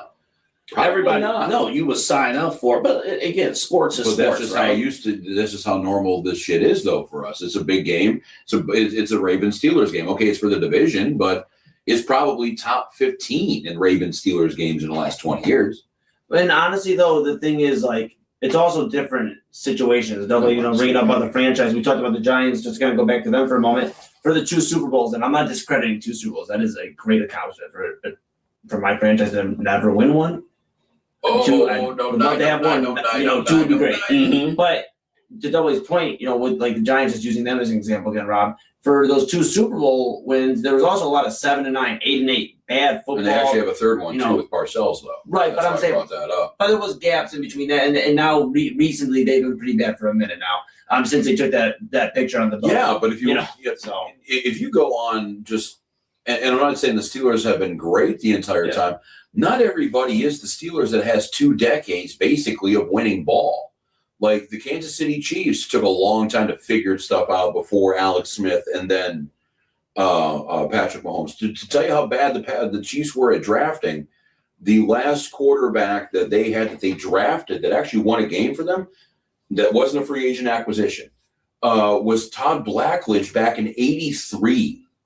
So they went from Todd Blackledge to Patrick Mahomes in whatever year, 2015, 2016 that he was drafted. Mm-hmm. right. They went that long without actually having a homegrown quarterback. The Packers, they were sad sacks of shit before they got Brett Favre. They were talking about moving that team full time to Milwaukee. And that's something even my generation completely missed out on. The Colts were absolute dregs of the league until they got Peyton Manning. They had a few, I'm sure if you're into the NFL draft, the fight that their old GM had with Mel Kiper Jr. when they were picking guys and just completely just striking out on every pick. So no team is 100% spotless. I think the Steelers, there's one team, it's not the Steelers. I think there's only one team out there who's never picked number 1 overall. So that kind of shows you, and the Steelers did, now granted, the last time they did, that guy was Terry Bradshaw. That's how long it's been. But every team out there does hit rock bottom. So, I mean, the Giants have been respected in the NFL for 80 years. The Steelers, same way. Yeah. The Falcons, they've been good. I mean, Arthur Blank runs a pretty decent shop out there. From everything I'm hearing with Tennessee, like the other opening right now, that is a shit show. Yeah. Like nobody's really organized. So every team has their high and low mark, but you got to kind of look past that to see how good the organization is. I think it's also winning cures everything, though, Rob, because, yes, Mike Tomlin 19 winning seasons, but however, a Super Bowl not too long after he got there. Second year. Right, exactly. And Bill Cowher winning a Super Bowl before that. Winning cures everything, and you get a little bit of a little bit more patience from the front office, from the ownership, if you win the big one, right? So that's why, like, Mike Tomlin has been allowed to continually, and it's the way the Steelers do it too, so I understand that, but this franchise won very quickly in his tenure, so they're going to rock with him because he's got there very quickly. So why wouldn't he get there again? The Steelers again? are an exception too. Sure, they hold on to guys. They held on to Cowher for 14 years before he won a title. I get it, but what I'm saying, with Tomlin at least alone, they are willing to give him this patience because he quickly won it and he's always been competitive. With Kevin Stefanski, he bought himself more time by winning the Coach of the Year, by getting that playoff win, by getting 2023 got him. He bought himself more time with this draft. I will admit, 2023 was a coaching masterpiece. It was. You got to look at that. Putting it all together. Real quick, because I know we're going to take a break during the halftime of this game. We're ticking away right now, about 20 seconds to go. Real quick, we'll talk about the playoff picture and everything, and plus Ohio State, plus some other stuff in the second half. And if there is Browns news, we'll do that. Speaking of college football, and we'll leave this for a little quick factoid, there's a lot of pressure on Oregon. Since 2005, all the college national football champions, the furthest west was Austin, Texas. Everybody else has been east of that. Oregon has the chance to break that. But for the last 20 years, nobody west of Texas has actually won a national title. Ready to go, USC. And who's going to be tuned in watching that that Oregon Indiana game next week or this upcoming weekend coming up? The Raiders and the Jets. They will be. And I hope the Browns was watching Ty Simpson maybe with Alabama. Come on. But probably not. Come on. Again, that stat we put in. Carbon dated quarterback. We might need one too. Real quick, Myles Garrett broke the record today. He did. And I think Good job. A round of applause. We did, yeah. Thank you. And I think it's crazy we spent, over an hour here, an hour and a half? Hour 27. And this is the first mention, I believe. If we mentioned it I think it was in the briefly at intro. the top of the show. Yes, very briefly, but really diving into it. And you know what? I'm happy for Myles. And I really don't have too much to expound upon. I know people are going to be on social media saying, well, it took 17 games and we only got it by a half sack. And at the end of the day, history's history. Myles Garrett couldn't control that the NFL changed it to 17 games. At the end of the day, he did what he went out to do, played all 17 games, rocked out, got the sack record, and I'm happy. You know what? That's all I have to say on it. And I just hope, for Myles Garrett's sake, for some of the guys that have been rocking with this franchise and have developed into good players, if not elite players like Myles Garrett, we got Denzel Ward still rocking with us. I just hope the Browns figure it out. Yeah. I really do. It's disheartening we've lost out on the chance of Nick Chubb being part of some more success here. Kareem Hunt, when he came here and rocked out with us. It's Jarvis Landry. I was going to bring that in his prime. The fact that the Browns this year have the odds-on Defensive Player of the Year and the odds-on Defensive Rookie of the Year and managed to squeak out 5 wins, that shows how important this head coaching and GM decision is going to be. That's just where right now, speaking of important, we got the Steelers trying very feebly to score a touchdown here in the waning seconds of the second half or the second quarter here right before halftime. They are down 10-3, 11 seconds to go, 2nd and goal, and Aaron Rodgers is trying to sneak a touchdown in the end zone before they bring out Chris Boswell. But I have a sneaking suspicion that this thing is going to end 10-6. That's expecting them to make the field goal. It's Chris Boswell. He's the only man on this team that I have confidence in. It's fine. So I have to throw this out there because some people we mentioned who brought it up over in Pittsburgh. Myles Garrett got the record, but it took him 17 games. TJ Watt, Michael Strahan both did it in a 16-game schedule.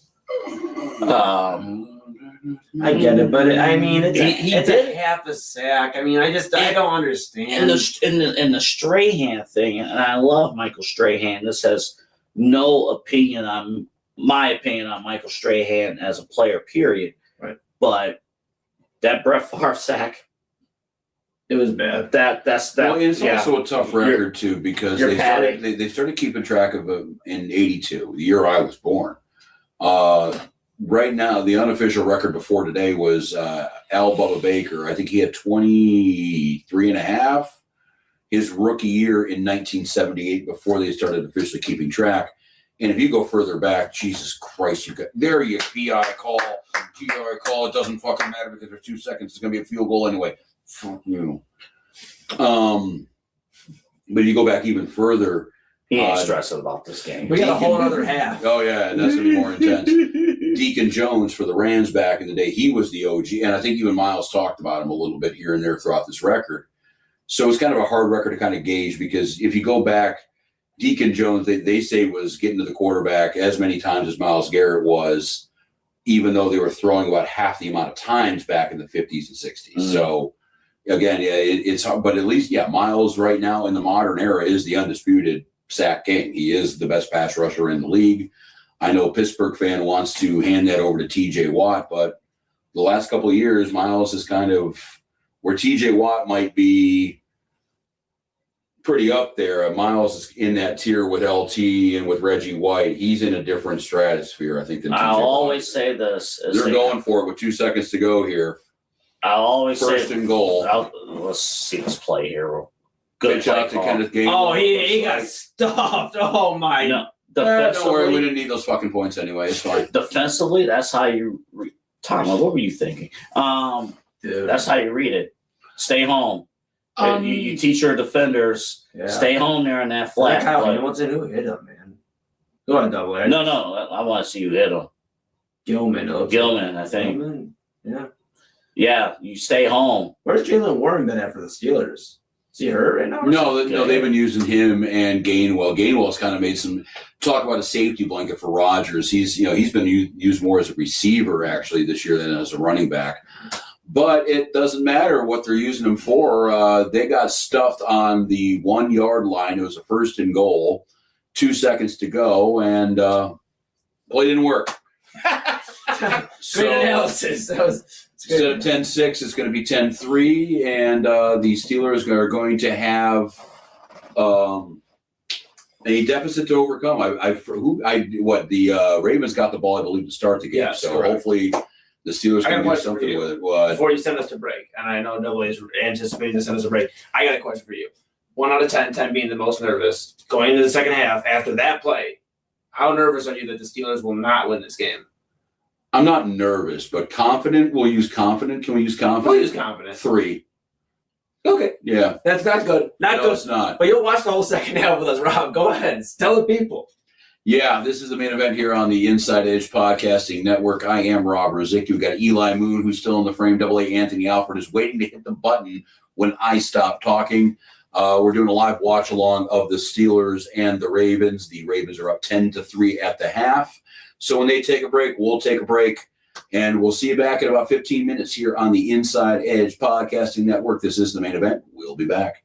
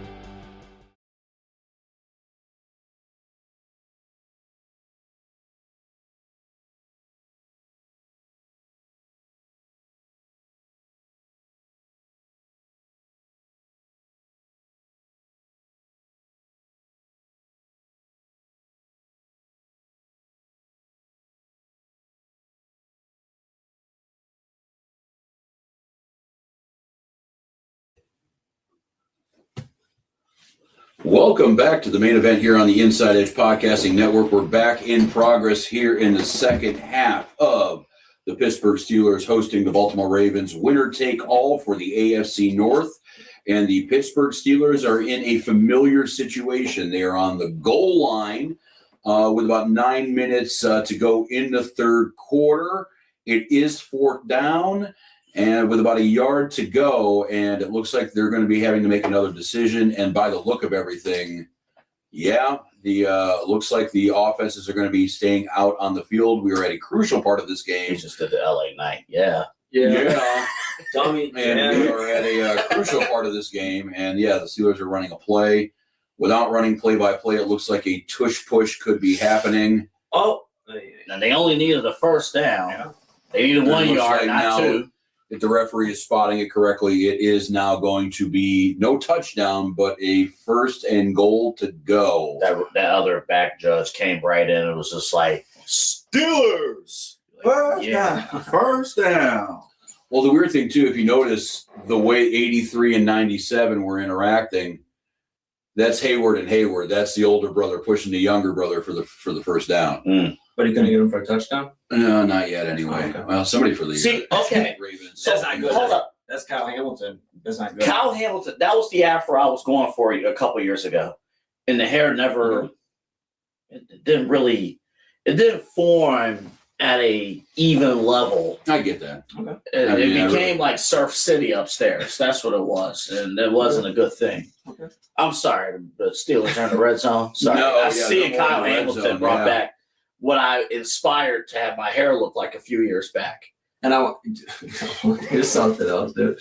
If you're just tuning in and you heard Rob, go ahead, Rob, one more time. Where are we and who are we? This is the main event here on the Inside Edge Podcasting Network, doing a live watch along right now of the Sunday Night Football game 272, winner take all for the AFC North, Steelers and Ravens.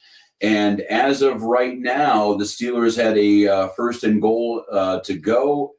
Pop it in for a touchdown. It has been ruled a touchdown with a penalty on the Baltimore side of things that was declined, obviously. But it looks like now they should have accepted it. We're sitting here with about 9 minutes to go in the third quarter, and we're about ready to have a tie game in Pittsburgh. And we're going to be talking about We're going to be talking about that. And what's happening, too, with the Browns and what's happening with the NFL in general. Also, too, Ohio State was in action. Their season was on the line earlier this week against the Hurricanes of Miami. Miami, sadly, for Buckeye fans, did win it in a fairly convincing fashion. Wasn't really a high-scoring affair, but Miami was up 14-0 for a good chunk of the game. Can I propose one thing about the Ohio State thing? I propose we no longer play important football games on New Year's Eve.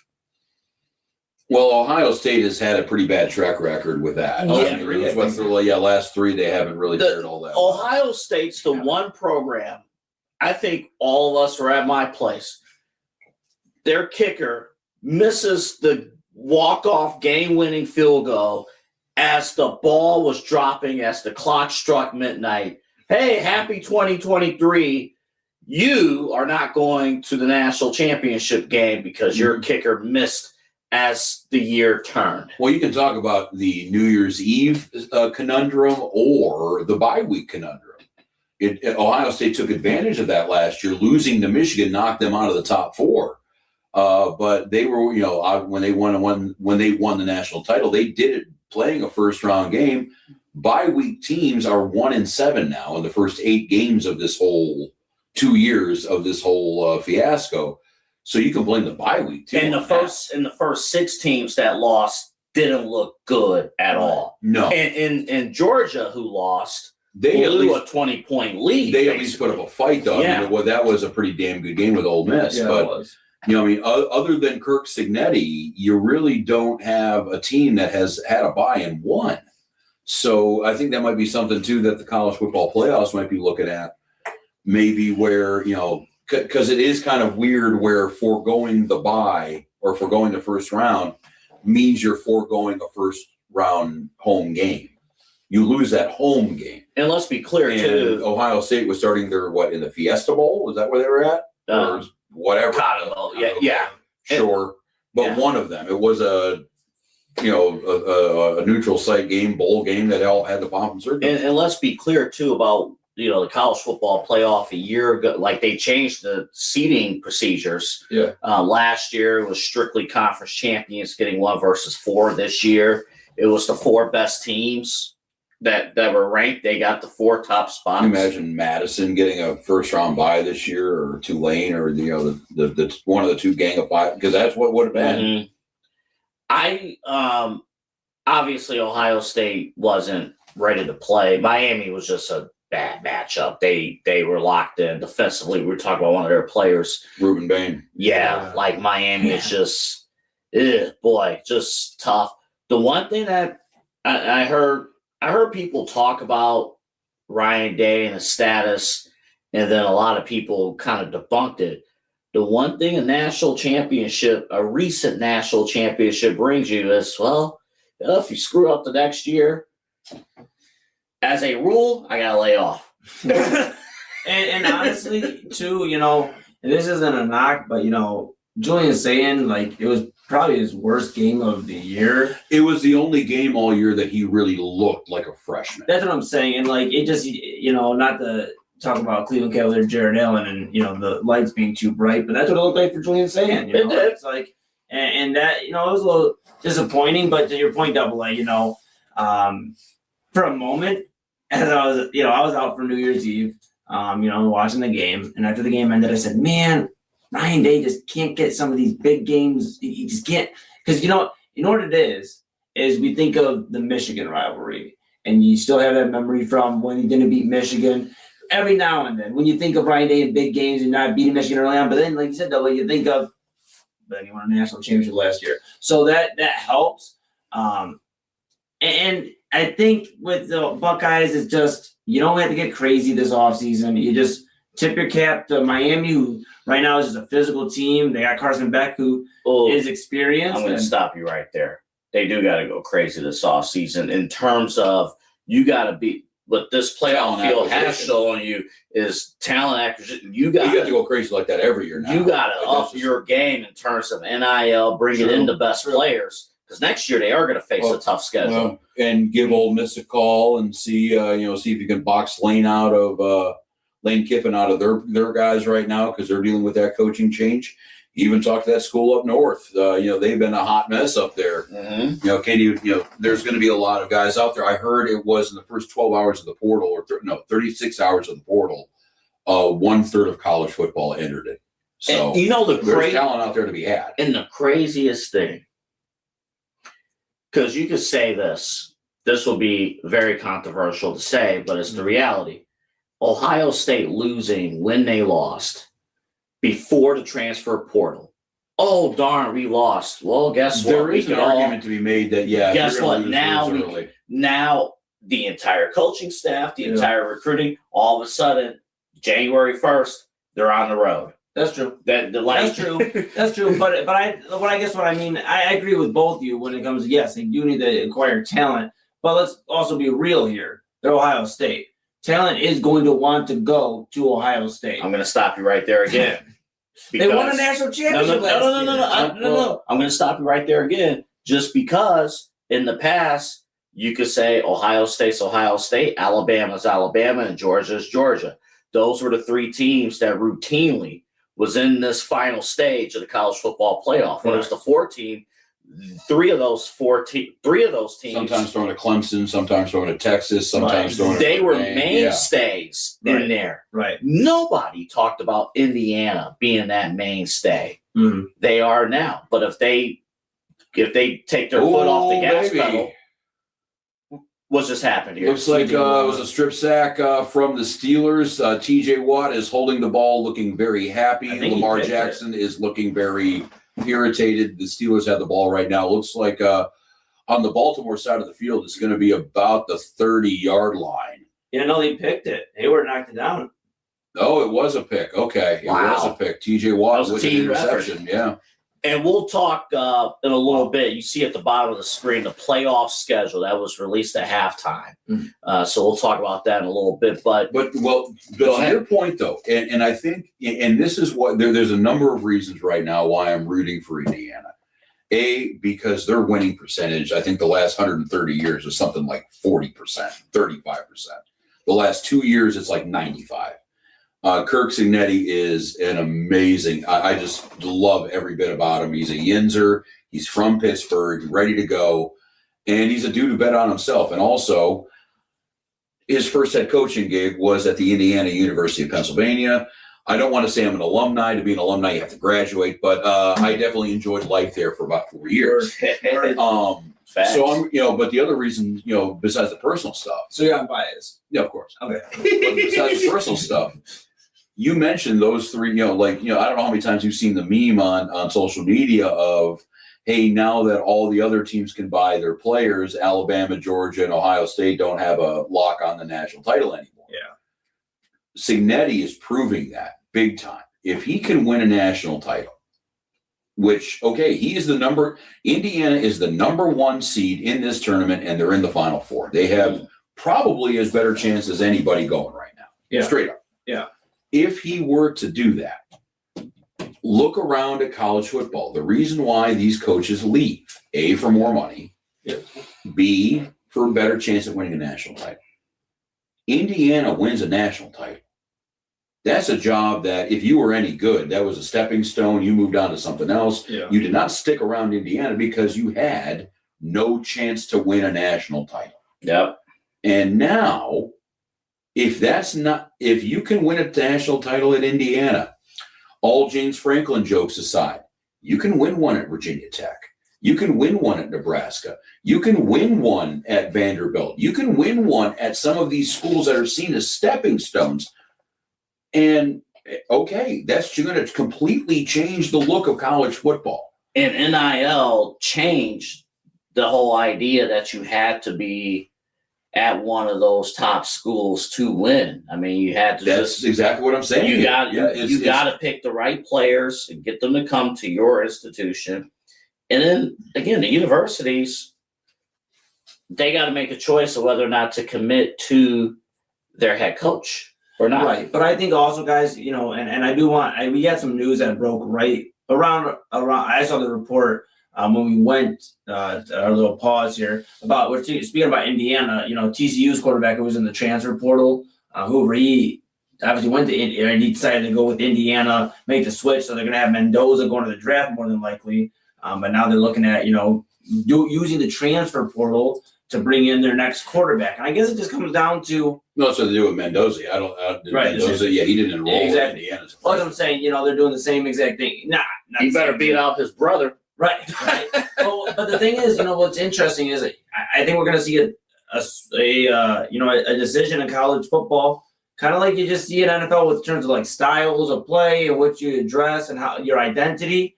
I think these colleges are going to have to adjust their identities in these top colleges. Yes, you're going to have to pay top dollars to keep your guys, but it's going to come down to, are you going to be in Indiana and get these, guys through the transfer portal and just, they talk about Indiana as one of the oldest college football teams in football. And Yeah, so they were like playing. I starters. think since McKinley was right. Right. The roster Starters. itself. Yeah, the roster. Yeah, but what I'm saying is, you go through the transfer portal like in Indiana and some of these other schools, or do you build this through the high school Both. pipeline and go And into right? But I'm saying that's what that's what the good schools are doing. right. But I Both. guess what I'm saying is Ohio State, even if they were to miss out on transfer portal guys, I still consider them the elite of the elite, a top 4 team. And that's just me. Maybe that's me being naive. But I believe when you look at it, these top 5-star prospects, they're choosing to go to Ohio State. That's not going to change. Ohio State is a prestigious school. Are they going to get outbid by some of these schools for some of these guys? Sure, but these guys are also going to Ohio State. Real quick, I'm Yeah. going to break the fourth wall, but this charger's not charging. Oh no, well, that means something's. That might be the cord. I don't know. I hope not. I don't know. I It's hope just- not. Alvin's probably watching at home. Oh, look, we got light. Well, no, this is just saying it needs to charge. But anyway, back to the but thank you. It's just Yeah. sorry. We're live. We're live.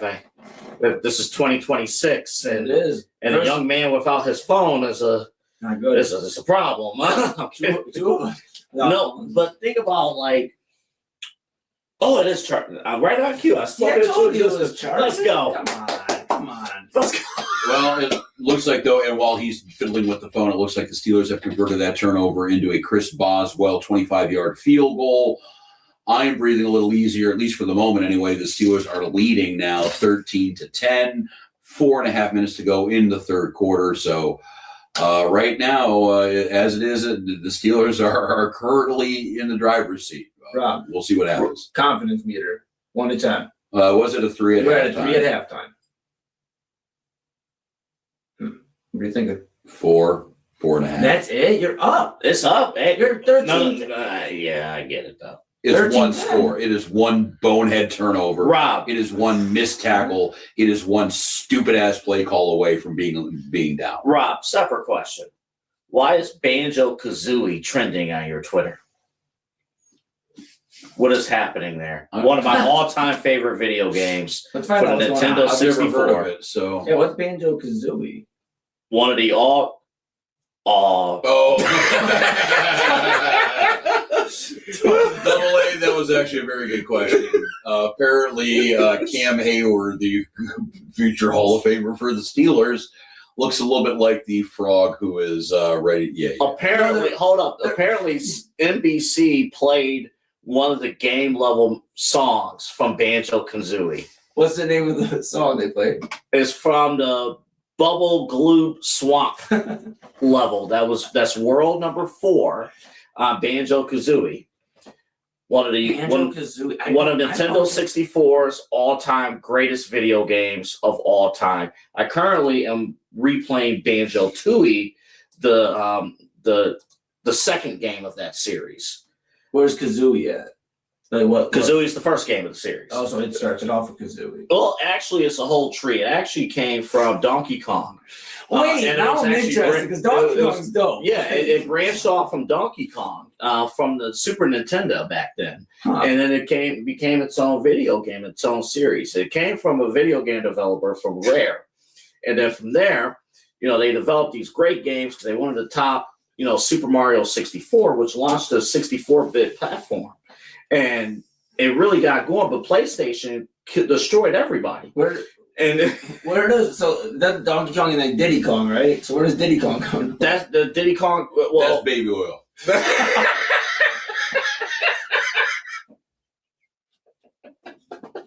Steelers. that's are called up making a 13-10. band. Am I wrong? That's called making a band too. I just could have swore that I it was heard- Donkey Kong and Diddy Kong. I heard Jersey Chasers, I think it was Autumn, talk about how Diddy ruined Danity Kane. I did see that. And she's 100% right. That group was ruined from that show. Anywho, 16-team playoff is going to happen, college football. I think There was a joke at the end of Spaceballs where they were going to do Spaceballs 2, The Quest for More Money. And this is really the NCAA, the quest for more money. I think at this rate, we're going to see a 16-team playoff reasonably soon. It's going to be 14 for a minute. Then it's going to be 16. Then they're going to debate on putting 18 in there. And Let's go crazy. Let's go crazy and just put in 32. Let's go crazy. Yeah. Give me all conference. I mean, they still want to expand the NCAA basketball tournament. Yep. So I mean, granted, it's a different organization technically, but Well, their problem. anything to make more money. Well, their problem, and we'll talk more about this as we get closer to that time of the year. Their problem is that right now, if they don't expand, because these conferences, they want auto bids, they want more teams. Like, the Big Ten has 18 teams. They're the ones who expanded. And then the Big Ten turns around and says, well, we should have more teams in the field. And The Big Ten does have more teams in the field too now. Well, Sorry, SEC. And they're saying right now, the Big Ten and even the SEC, listen, if you guys don't expand and don't put in auto bids, We're going to do our own thing. we'll do our own thing and we'll crown our own champion. With Notre Dame, probably. Yep. Yeah. Yeah, I mean, but at the end of the day, I think there's always going to be, conversation about how the playoffs are going to be structured. I've said it for weeks when we discuss this. I just think getting rid of conference championships and ranking the teams, allow them to create their own schedules and just have a committee still. I mean, at the end of the day, you still have to have some sort of committee, some sort of panel to be able to say, okay, these are the rankings, but based off strength of schedule, there's no more, well, you played a team that was from a tough conference that usually is a little grittier than this conference. It's just the best teams, and I think that's how we're going to get. The one thing I would like to see, if you're going to keep doing conference championships, if you got 1 versus 2 playing, have the same time 3 versus 4 and 4 versus 5, or even at least 3 versus 4. Because a lot of, look at Miami, they would have been benefited big time or hurt if they would have lost another game.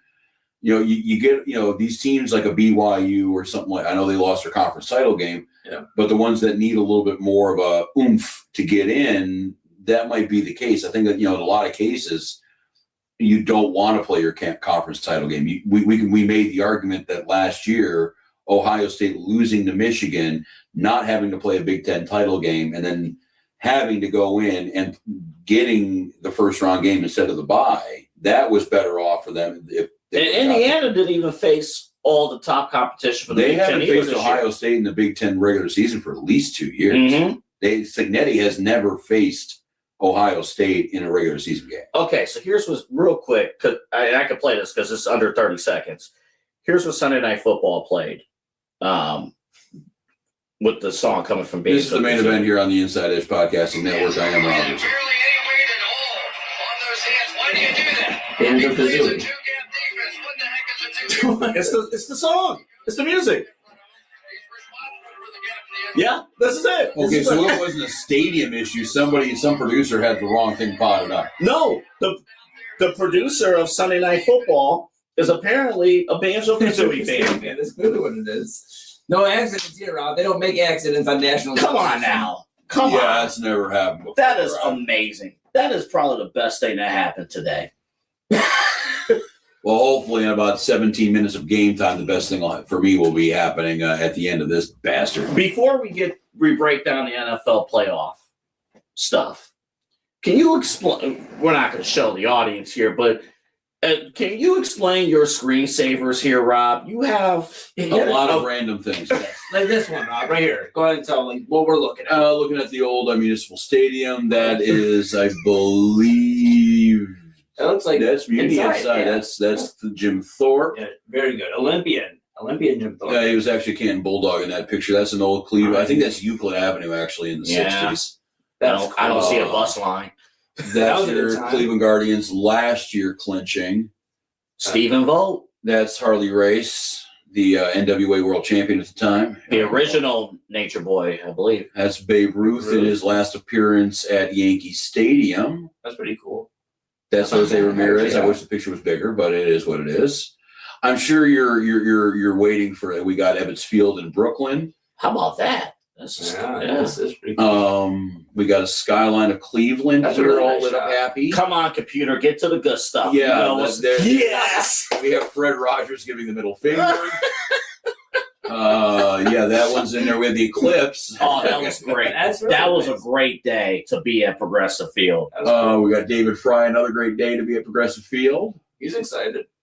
Let's see, Wrigley Field back in the day. It looks like that's actually a World Series. That's the 1920 World-ish World Can you Series. imagine people still dressed up, suit and tie to go to a sporting event? Betty White giving the middle finger. That was the one. That's the So one. Yeah. it was Betty I think White. there's a couple other ones. Yeah, It I'm was trying Betty to find White as and many Mr. famous Rogers. people giving the finger as possible. That's really the goal of it, and we got some other baseball. Can you imagine? Hey, you're going to a Guardians game or the Cavs, and all right, cool.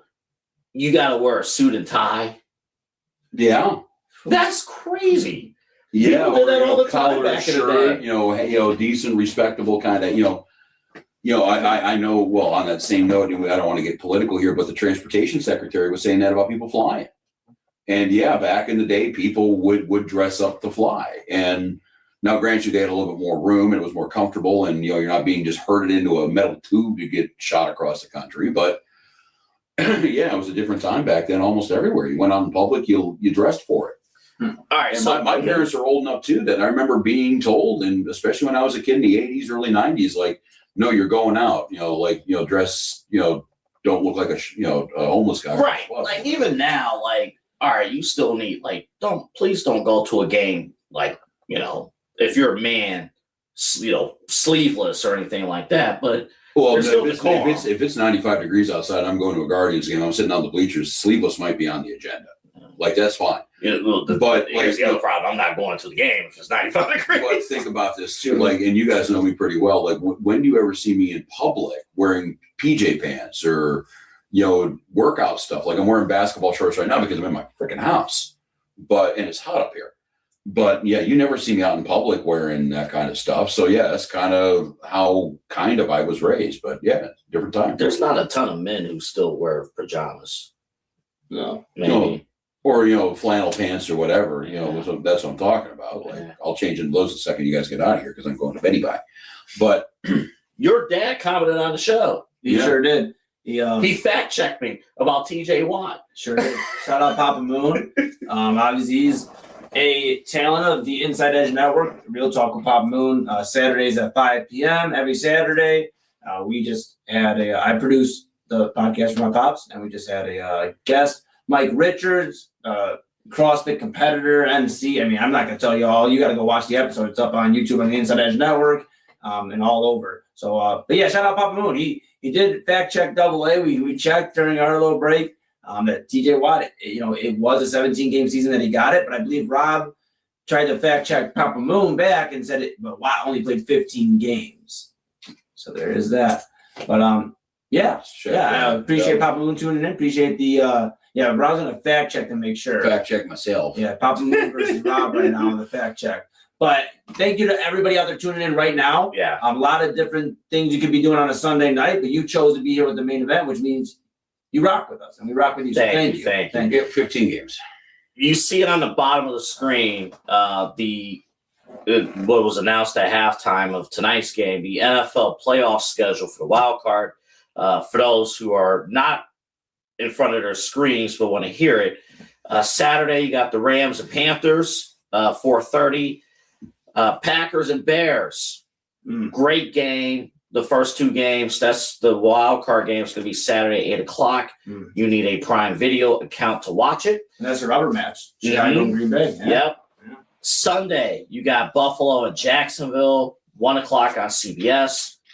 The Niners and Philadelphia Eagles, which I think will be a very interesting game. Sunday, 4:30. Fox will have that. Next Sunday night on NBC, Chargers and Patriots. And then Monday Night Football will be the suddenly red-hot Houston Texans as the 5 seed. They will face the winner of this game currently between the Ravens and Steelers. Is this the first time in the Texans franchise history they're playing in the first round of the playoffs and it's not the early game on Saturday?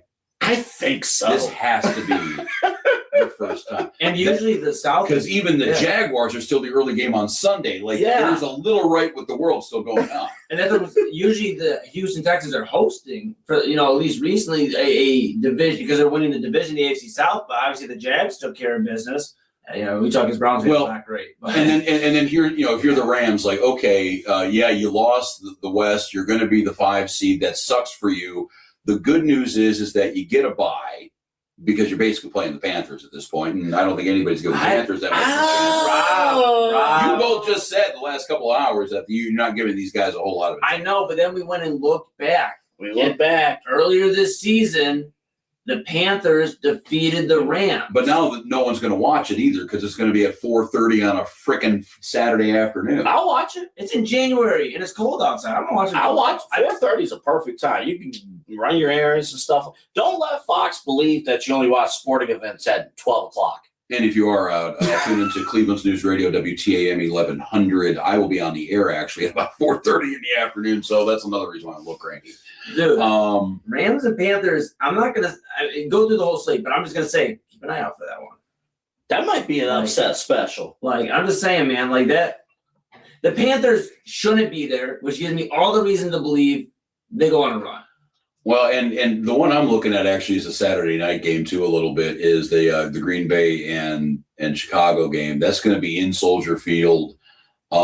The Packers. I mean, we've all seen the memes and everything like that about Aaron Rodgers being listed as the owner of the Bears, and Brett Favre before him. I mean, it's been basically a rite of passage to get their asses kicked by Green Bay year in and year out.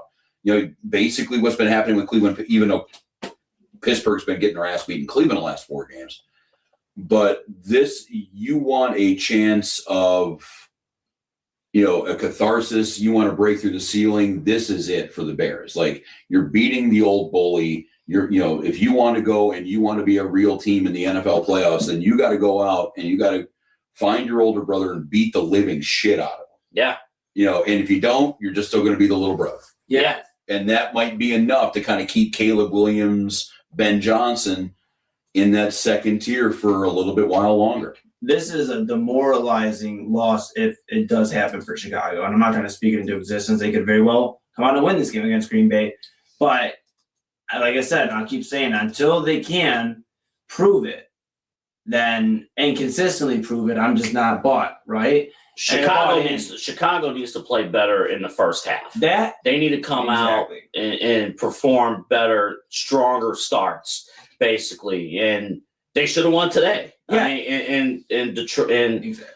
they had a backdoor effort against Detroit. You're not going to get away with that against Green Bay. No, it's you just can't. not going to happen. You can't be down 16-0, and I'm not bought in with Chicago because a tough game against San Francisco last week, entertaining game, but they don't win the game, right? And it's what's coming down to. Yes, they did pull off a victory against Green Bay, but at the end of the day, I'm just not convinced. And Jordan Love will be back instead of Green Bay. This is so to swing back to my point. This would be a demoralizing loss for Chicago because this is like to start getting that momentum. And the last time I could think about Chicago finding momentum was Matt Nagy and Mitch Trubisky, and they double doinked their way out of the playoffs. And they were a top seed in that year, and they never found momentum for years. I'm just saying these types of games are super important, especially when you're a top seed. Now, meanwhile, in Packerland, things ain't groovy over there either. Right. Because they're walking into these playoffs as a 7th seed. They're having a conversation right now on Green Bay and Milwaukee radios. Like, in the old format, Green Bay would have missed the playoffs multiple years now before the 7th seed existed. Right. They got to get this W because if the Packers can't get to that next level, remember, I mean, I know, unfortunately, Micah Parsons is hurt. He's not going to play, obviously. But you don't make that move if you're not all in on winning a title. Right. I agree with that. But I think, yes. I think both teams, there's going to be it's a huge post-mortem for whoever loses this game. Yes, I agree with that. I think the Parsons thing, you kind of give me personally, I give him a slight pass this year because that was such a big part of their identity this year. But if I'm a Packers fan, I see what you're saying. But if I'm a Packers fan, I don't, because I'm supposed to be first of all, under no circumstances, if you're a Packer fan, should Jordan Love be outplayed by Caleb Williams. True. Like, that's like Caleb Williams, this is what, only year 2? Yeah, year two. For Now, Caleb Williams? If you want to get on Caleb for a second here, he had 212 yards today. Okay. He needed 68 more. Hmm. He needed 270 to be the first Chicago Bears quarterback in history to break 4K.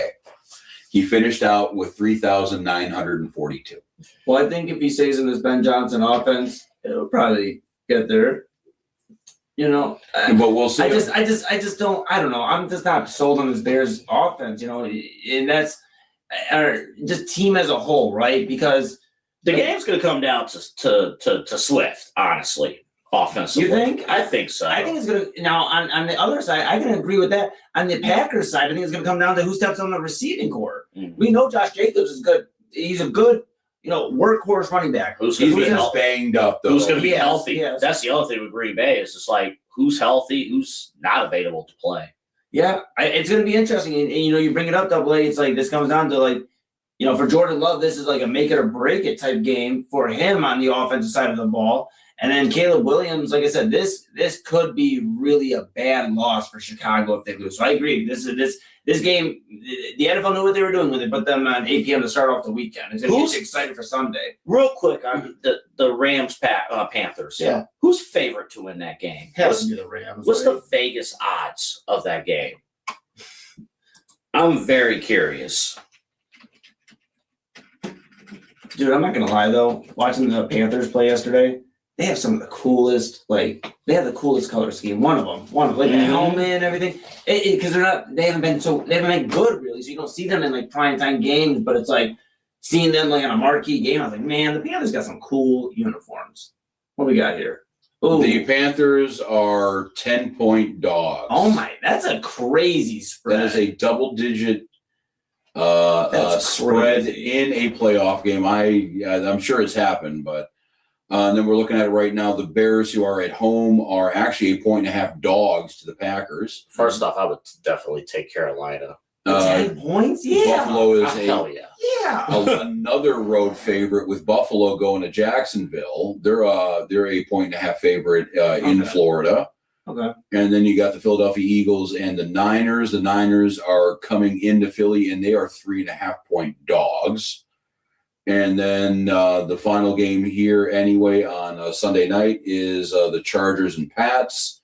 And the Patriots are at home and 3.5-point favorites. And I'll say this: whoever comes out of this AFC North championship game right here, that's what we'll call it. That's exactly what it is. Yeah, I mean, it's just not a weird saying AFC North championship. Yeah. Kind of. Well, kind of crazy. Yeah, it was correct.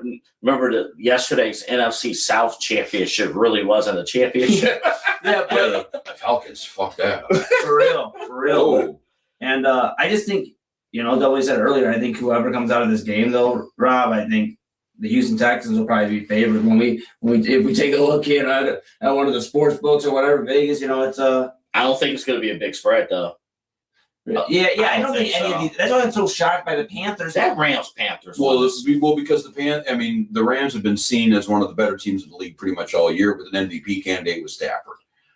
The Carolina Panthers have been shocking pretty much everybody by staying in it this long. Uh-huh. Right. And they are the only team in the playoffs right now with a losing record. But at that, they beat the Rams. That defense, Okay. and that's all I'm saying. And that defense is very, very, I don't know. They're just gritty, man. They hang around and they keep that team in games, right? So I think that's something to talk about with Carolina.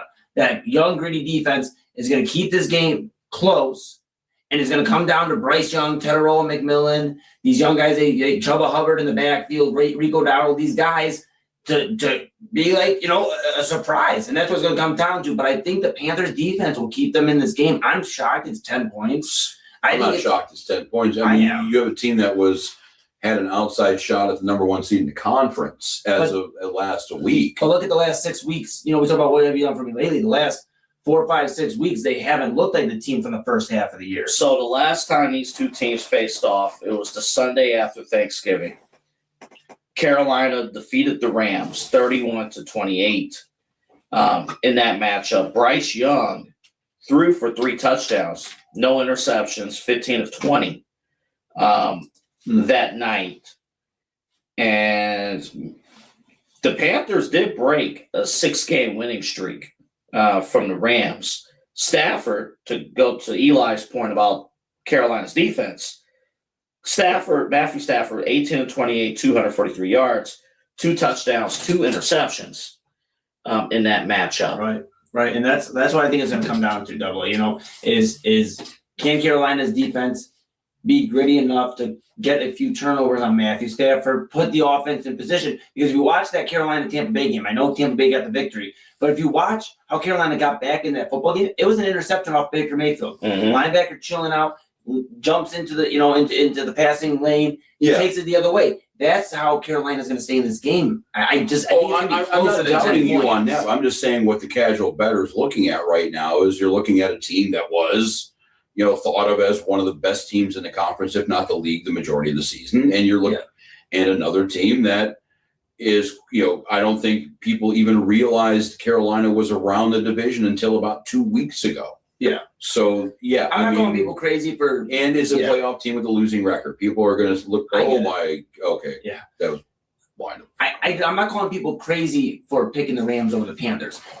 I would probably pick the Rams over the Panthers too. All I'm saying is I think this is going to be a lot closer than people think about Vegas things right now. That's all I'm saying. So, but The 10-point thing is that's the thing that threw me off. Not that they. I'm not picking Carolina to outright win the game, a cover, but they're definitely covered. I just that line will change by obviously it will change, but I think it'll be a lot lower. I think that'll finish at like a 6.5 line. Full disclosure: any bets that you put in is is your decision, not us. Yeah. Full disclosure.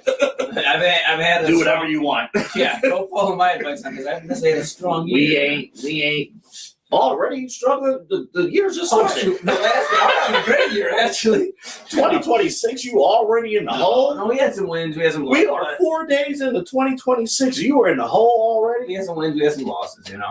Let's go to the Sunday games. And by the way, if you're just tuning in, other than the Falcons, unless we have any changes from Adam Schefter or anybody, other than the Falcons, nobody has made moves on the coaching front, general manager front. The Falcons are the only team today to release their head coach, which was surprising. And general manager. They won their last 4. Atlanta's known for their stability. I mean, Arthur Blank's held on to guys. Arthur Smith's on the sideline for the Steelers right now. Well, the hot rumor is that Matt Ryan's going to be hired in the front office. I'm not saying he'll be the general manager, but they're looking to hire him in the front office. I mean, that explains the GM, but again, the team was starting to make a turn here. Like Kyle Pitts showed signs of life for the first time in 4 years. I know. I know. Yeah, but that's only that's what I was. But I need to see that every week. I guess that's the thing is it's like how bad was it internally, and it looked like according to Shefty that some of the bigger players were advocating for Raheem Morris to stay. Yeah, but it didn't happen. On the Sunday, I was going to say too, illegal formation tomorrow, 2:00. Chad Bryant, TK Dandridge, they'll have the very latest on Black Monday, everything going on across the NFL. Sunday, you got Buffalo, Jacksonville, then San Francisco, Philadelphia, and then the Chargers and the Eagles. Other than the Rams-Panthers game, every spread was very close. And I think Buffalo, Jacksonville, I think it was a 1.5. Basically a pick'em game. Yeah, exactly. And am I correct with that? Yes. And for Buffalo, and I think Rob, you made the point. I mean, it's both of you have made this point throughout the year.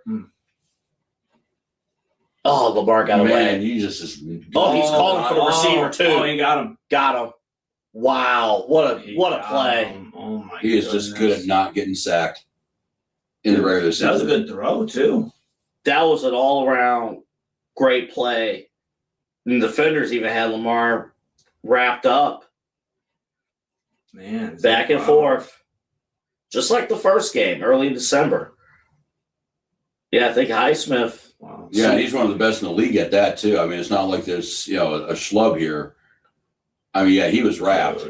Over, yeah. And Lamar stepped up just in time. And then he called for his receivers. That was a beautiful throw. And the great thing about what Lamar and like the top quarterbacks in the league, mobile quarterbacks, you can be mobile, but you still got to be able to quickly set your feet, plant your feet, and make a great throw. He did. He caught, and great communication. Yeah. See how the Steelers can respond. Buffalo, Jacksonville. Another game where no Patrick Mahomes, right? Yep. No Mahomes in these playoffs. Right. Maybe no Lamar Jackson, who knows? But ain't no excuse for Buffalo, even though they're the 6th seed, they're on the road. Yeah. If not now. You go ahead, Rob. Yeah, I was going to say this, and I don't know, I've been hearing a little bit, people trying to gauge Sean McDermott and what possibly he's going to be fired or kept or whatever. And he might be kind of like with Tomlin here, where he's got to get so far in the playoffs. And right now it might be to the Super Bowl, which is, I think, unfair to put on any coach. Or he might lose his job at this rate because, we talk about Myles Garrett being a generational guy. Josh Allen's that dude in Buffalo too. So and a quarterback, I understand, pass rushers are important too, and they're great players, and Myles Garrett's a great player, but wasting a quarterback's prime hurts a little bit more than wasting a defensive end's prime. And how they got to fix this. And how differently things would have been if Buffalo would have been able to overtake New England in their division, and they couldn't because they could have been hosting on Sunday night against the Chargers. It could have been Buffalo. And Buffalo they split against New England this year. Right. And honestly, Buffalo in that second matchup looked like the better team than New England. Now, yes, doubly. Now, the beautiful thing about the Buffalo Bills, at least what I'll say is the window is as long as Josh Allen's there and playing at an elite level. So the window doesn't necessarily close this year. But I said it earlier this year, I'm just not sold on the Buffalo Bills. I just think when it comes down to complete teams and consistent play, yes, the Bills have had some cool come-from-behind victories, against New England. We saw that earlier this year. That was a big win. I just, based off the playoff experience, getting close but not getting there, I know it was Mahomes, I'm just not sold on it. And I just think, they've had problems with Keon Coleman, who's supposed to be one of their top receivers this year.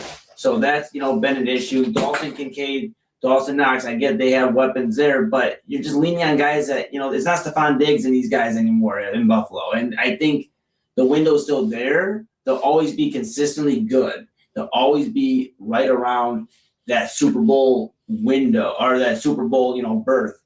I just don't think this is the year they do it. And to be honest, the only reason I think we're giving more consideration to Buffalo against Jacksonville is because it is the Jacksonville Jaguars, with all due respect. If this was if this roster that Liam Cohen and Trevor Lawrence are all rocking out, if they were a different team, right, a different franchise, if they were wearing the Pittsburgh Steelers colors right now, we'd be having a different conversation. They'd be like, I take Jaguars by a touchdown, and that's no disrespect to the Jaguars. It's just because we've seen how the playoff collapsed, and it's like, can we trust the Jaguars franchise? But I think this is a different team, guys. Liam Cohen is definitely doing his thing. Trevor Lawrence having probably his best year as a pro. And a reminder, they're doing all this without Travis Hunter. The big talk was they were going to have Travis Hunter to help out with this as well. He went out earlier on in the year, season-ending injury. So they're really making it happen and going out and making these moves, getting Jacoby Myers and now inking him to an extension. I think Jacksonville is very exciting. I don't know if they're the final team standing in the AFC when it's all said and done, but I sure think they have a better chance than Buffalo. I think Jacksonville's in a great spot right now because nobody has watched them. there's literally no expectation for Jacksonville in this round. And then if they move on to the next round, all the pressure, if they face like New England in the next round, all the pressure will get Drake May in New England. Are they the real deal, or is the other team the real deal? I think because of the low profile that Jacksonville has brought to the table, to the dance, even as a 3, Jacksonville walked in today. I know it didn't play out this way. There was a chance Jacksonville could have ended today as the number 1 seed in the AFC. Right. Yeah. And because all the attention is on every other team, Jalen Warner, man. All right, there you go. all the attention is on every other team in the AFC. Jacksonville's basically playing with house money as far as outside pressure, things like that. It doesn't exist. I mean, maybe you can have a discussion about Trevor Lawrence. But Trevor Lawrence is in a position where you got all these new guys that are in the discussion, or even the old guard that's in the discussion. And Trevor Lawrence is just, I'm just here getting better. Yeah, and I don't think. To that point, though, and to your point, I don't think we need to have a discussion about Trevor Lawrence because what you just said at the end of your statement, he's getting progressively better, and under Liam Cohen, Well, it's even been more impressive. Rob. It is weird that there was conversations that Liam Cohen was going to move away from Trevor back. Real Like, that's discussions. kind of where he was at, and I think Trevor Lawrence, even if he doesn't, even if they lose in the first round, he's evidence to a lot of teams that throw a quarterback in there for a year and a half, it doesn't work, get him going. That sometimes a dude might need a second contract that you're going to have to pay for. It's going to suck, but that we can actually develop quarterbacks. And Bryce Young might be another one too in that 4:30 game where that dude was basically written off, left for dead about a year and a half in. And the only reason why he's back actually the starter of that team because Andy Dalton got into a car accident. Yeah. If Andy Dalton stays healthy, Bryce Young is probably the backup somewhere this year. So maybe patience does pay off with guys like Trevor, because you look at Lawrence, both of them. They both had, the coaches coming in, coming out. Nobody could ever stay kind of stable. Right. And now that they actually, I don't know, I'm assuming Liam Cohen's going to be around next year. I mean, the Buccaneers thought he was going to be around next year too, but things might change. I mean, maybe he'll go join Lane Kiffin's staff. They are hired. Lane Kiffin out here catching strays. And he should. He Yeah, should. He should. Dang. He should. I know Lane Kiffin made a business. He made a business decision. But it looks bad. As long as you remember that, because everyone's trying to blame the bad system, the transfer portal, the calendar, whatever. No, Lane still had to be a grown-ass man and decide to screw over Ole Miss. And he wanted to leave he wanted the cake and the ice cream too. He knew the team that he had at Ole Miss was contending for the title. He wanted to be around in that picture to say that he was potentially a national champion head coach and then bounce. And Ole Miss did the right thing. No, you gotta go. No. Yeah, I mean, I know we've all shared our discussion on that, my points on it, and I think at the end of the day, it's like, it's only going to get murkier, right? But I think at that point, you got to, college football, that's a whole different discussion. They got to have a schedule, a more uniform schedule in terms of like, when can these coaches leave? When can they, so it limits this type of stuff too. If, obviously it caused a huge uproar throughout the college football scene, but I think, I understand even at Ohio State, and I know he didn't leave in the middle of it, but it's still, I'd imagine it still kind of caused like some sort of unsettling for guys that are coming back next year at Ohio State when Brian Hartline announced that he was signing with USF as the next head coach, right? It's tough. I'm just saying tough. We should avoid that. Whether it's tumultuous and ugly like Lane Kiffin's or smooth like Brian Hartline's, maybe we should have more of the uniform schedule. Go ahead, Douglas. I want to confirm based on DraftKings Sportsbooks, this tweet right here. Look at the Houston Texans previous kickoff times. Okay, so I In the was right. playoffs. Yeah. Well, they moved up They have moved up Monday night ESPN. from the first game to the last game of the weekend. They are closing. They've been opening all this time. Now they are closing. Good for them. Rozycki, were you about to say against the Pittsburgh Steelers? I said against the winner of this. I know. Well, how are you feeling? I mean, We're kind of getting down to We're the back at a crunch. 3. Crunch time right now. We're Yeah, getting for to those it. of you who aren't watching it right now, Pittsburgh is currently losing 17-13, just under 7 minutes to go in the fourth. Aaron Rodgers right now is dumping the ball off yet again. He has his numbers right now are completely out of whack for a 41-year-old quarterback on a run-first team.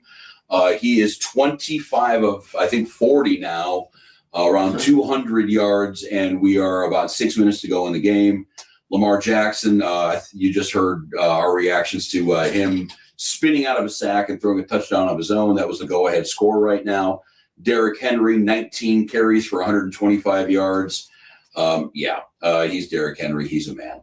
Things happen. But, yeah, right now the Steelers are down 4 points, a little over 6 minutes to go now in the fourth quarter. We got a false start too. against And they're Pittsburgh. all snitches get stitches unless you're in a football game.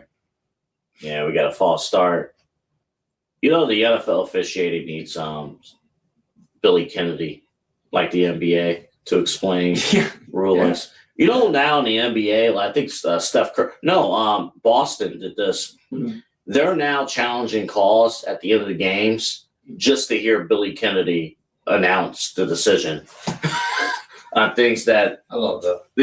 and like they Rob, love it. no, for real though. Like, Rob, you might do me a favor real quick? Scrolling down to the Pittsburgh, I just want to see something on the receiving side because that was like something I was thinking of coming into this game, and like last week was very apparent. Oh, we got a big play from Freiermuth. Yeah. Looks like Freiermuth has added to his 3 receptions and 51 yards, a big 20-yard pass here.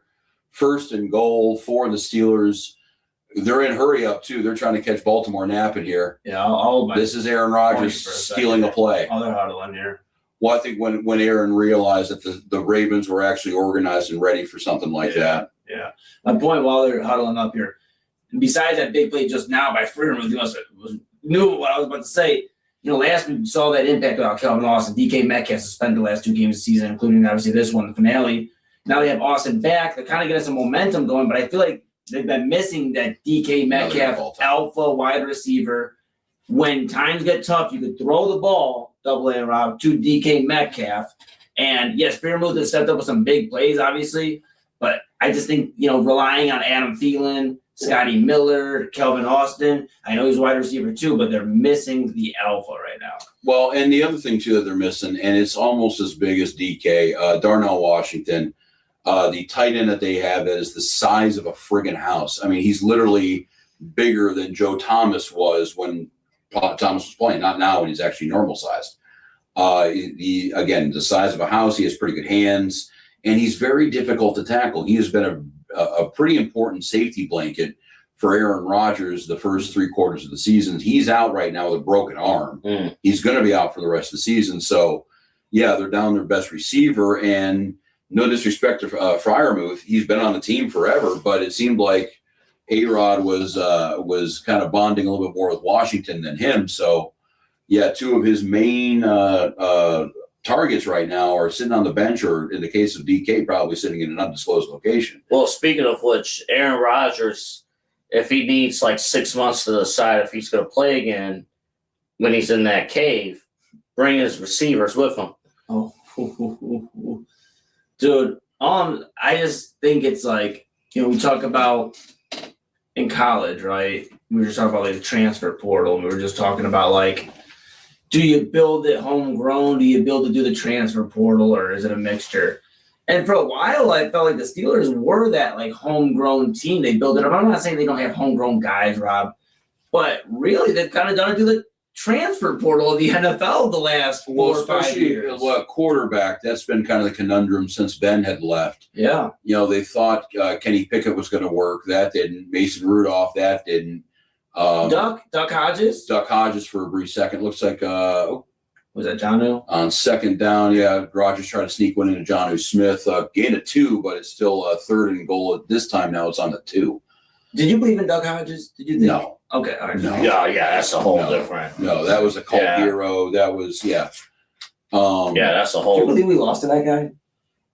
But Well, I mean, I PJ can't Walker believe is, it. the Niners are still trying to figure out how they lost to PJ Walker and the Browns 3 years ago. That's fair. Well, Um, they have to thank their kicker for that. Yeah. But no, I mean, That was a great Browns win. Part of the magic of 2023. PJ Walker, dude, let's go. Wasn't he in the XFL? Yeah, he was in the UFL or Yeah, something. he was in the One of those. UFL. Yeah, it's an XFL. They're calling their third timeout, their second timeout now in the last 2 minutes of gameplay. That's because Aaron Rodgers. So if you guys do lose, Yeah. how is Aaron Rodgers going to passively aggressively blame his teammates and coaches? Oh, he does a pretty good job of that right now. I've seen him already this game a couple of times miss a throw and then yell at the receiver for being in the wrong spot. Yeah, Like he had one, I think it was Jonnu Smith, pretty much downfield. He overthrew him 8 yards over his head. Yeah. And he was already doing the whole pointing and like, why are you over here? And He looked like he you know, could hear out of his headset or something. He was pointing at it. Aaron Rodgers is perfect for talk radio. Anywho, as I'll mention here, Yes. I hope they go. Well, let's see what happens here. Again, Ravens Steelers well, is one of those matchups. if It's they like, call a man, timeout here on 3rd and goal, they better pop this thing in. It's 4-down territory as it is, There we but go. you better pop this thing in. outside It's containment. Looks like that was Curtis Gainwell, the dual threat for Pittsburgh. We got a touchdown for the Steelers. They are now momentarily up. Looks like it's going to be 21-17 pending a Chris Boswell extra point. 8 plays, 60 yards, 5 minutes off the clock. Steelers now back in the driver's seat with about 4 minutes to go in the game. Yeah, they can make it 20. Confidence level now up to, before you guys ask, about 5.5, 6. But even with the extra point, if they make this here, Rob, just so you know, we could have overtime on our first main event watch along here with all of you out there joining us, rocking with us. Well, This game is far the from over. Ravens will have to score a touchdown, Mhm. and then the Steelers would have to kick a field goal for them to be overtime. That's how that would have to happen. I do like on the Sunday night broadcast that they identify the blocking up front on the replays. Yeah, Collinsworth does a great job with that. absolutely. I know Chris Collinsworth he's well aware of the Patrick Mahomes stuff. Yeah, I think he finds it funny. But I think Collinsworth is one of the absolute best at identifying blocking up front individual matchups. That's credit to his producers, too. And Mike Tirico is a GOAT. Mike Tirico, I don't know anything that he can't do right now in terms of play-by-play, studio. Well, I think it's a Super Bowl, what he's doing with that, because NBC has the Super Bowl this year, too. They're going to have him call the game, and then I don't know if it's a direct flight or if he's just going to do it remotely or whatever, but he will then do the opening ceremonies of the Milan Games in Italy, the Olympics in 24. So he'll be doing that in one day. Absolute GOAT. One of the best. Yeah, bro. And when we were playing Madden earlier, we chose the Mike Tirico And Greg and Olson. Greg Olson. Greg Olson. The commentary team. Yeah. And you know what? I went 0-2 today. So I saw that Al Michaels was trending on Twitter. I don't know why. We don't need to look it up, but I love Al Michaels. I really do. But yeah. I mean, but like he's a legend, man. We were saying that, you know, you gotta respect the legends, man. I It's do. Like, it's like with like New Year's. I know you do. I do. I'm not saying you don't, but it's like but it's like it's like New Year's with Dick Clark, right? It's just like you understand that, you know what? They're gonna get older, but you rock with them because this is what they've done their whole Well, life. Dick Clark was cool until, unfortunately, the stroke. Yeah, I get it. The thing is, with Michaels, you know, I think he's different from Dick Clark because I think with Dick Clark, obviously, the health was given out on him. I just think right now Al Michaels is bored. I just think right now he could give a shit. And it's coming out sometimes, the lack of emotion, the lack of enthusiasm. He's still amazing at his job. Yes. But it's just there. It seems like he might have stayed a little too long, and he might have worn out his welcome there. It seemed, and again, he is the GOAT. He's number one all time. He's, it's the Miracle on Ice. It's it's Sunday Night Football. It's Monday Night Football. He's been the soundtrack to my life.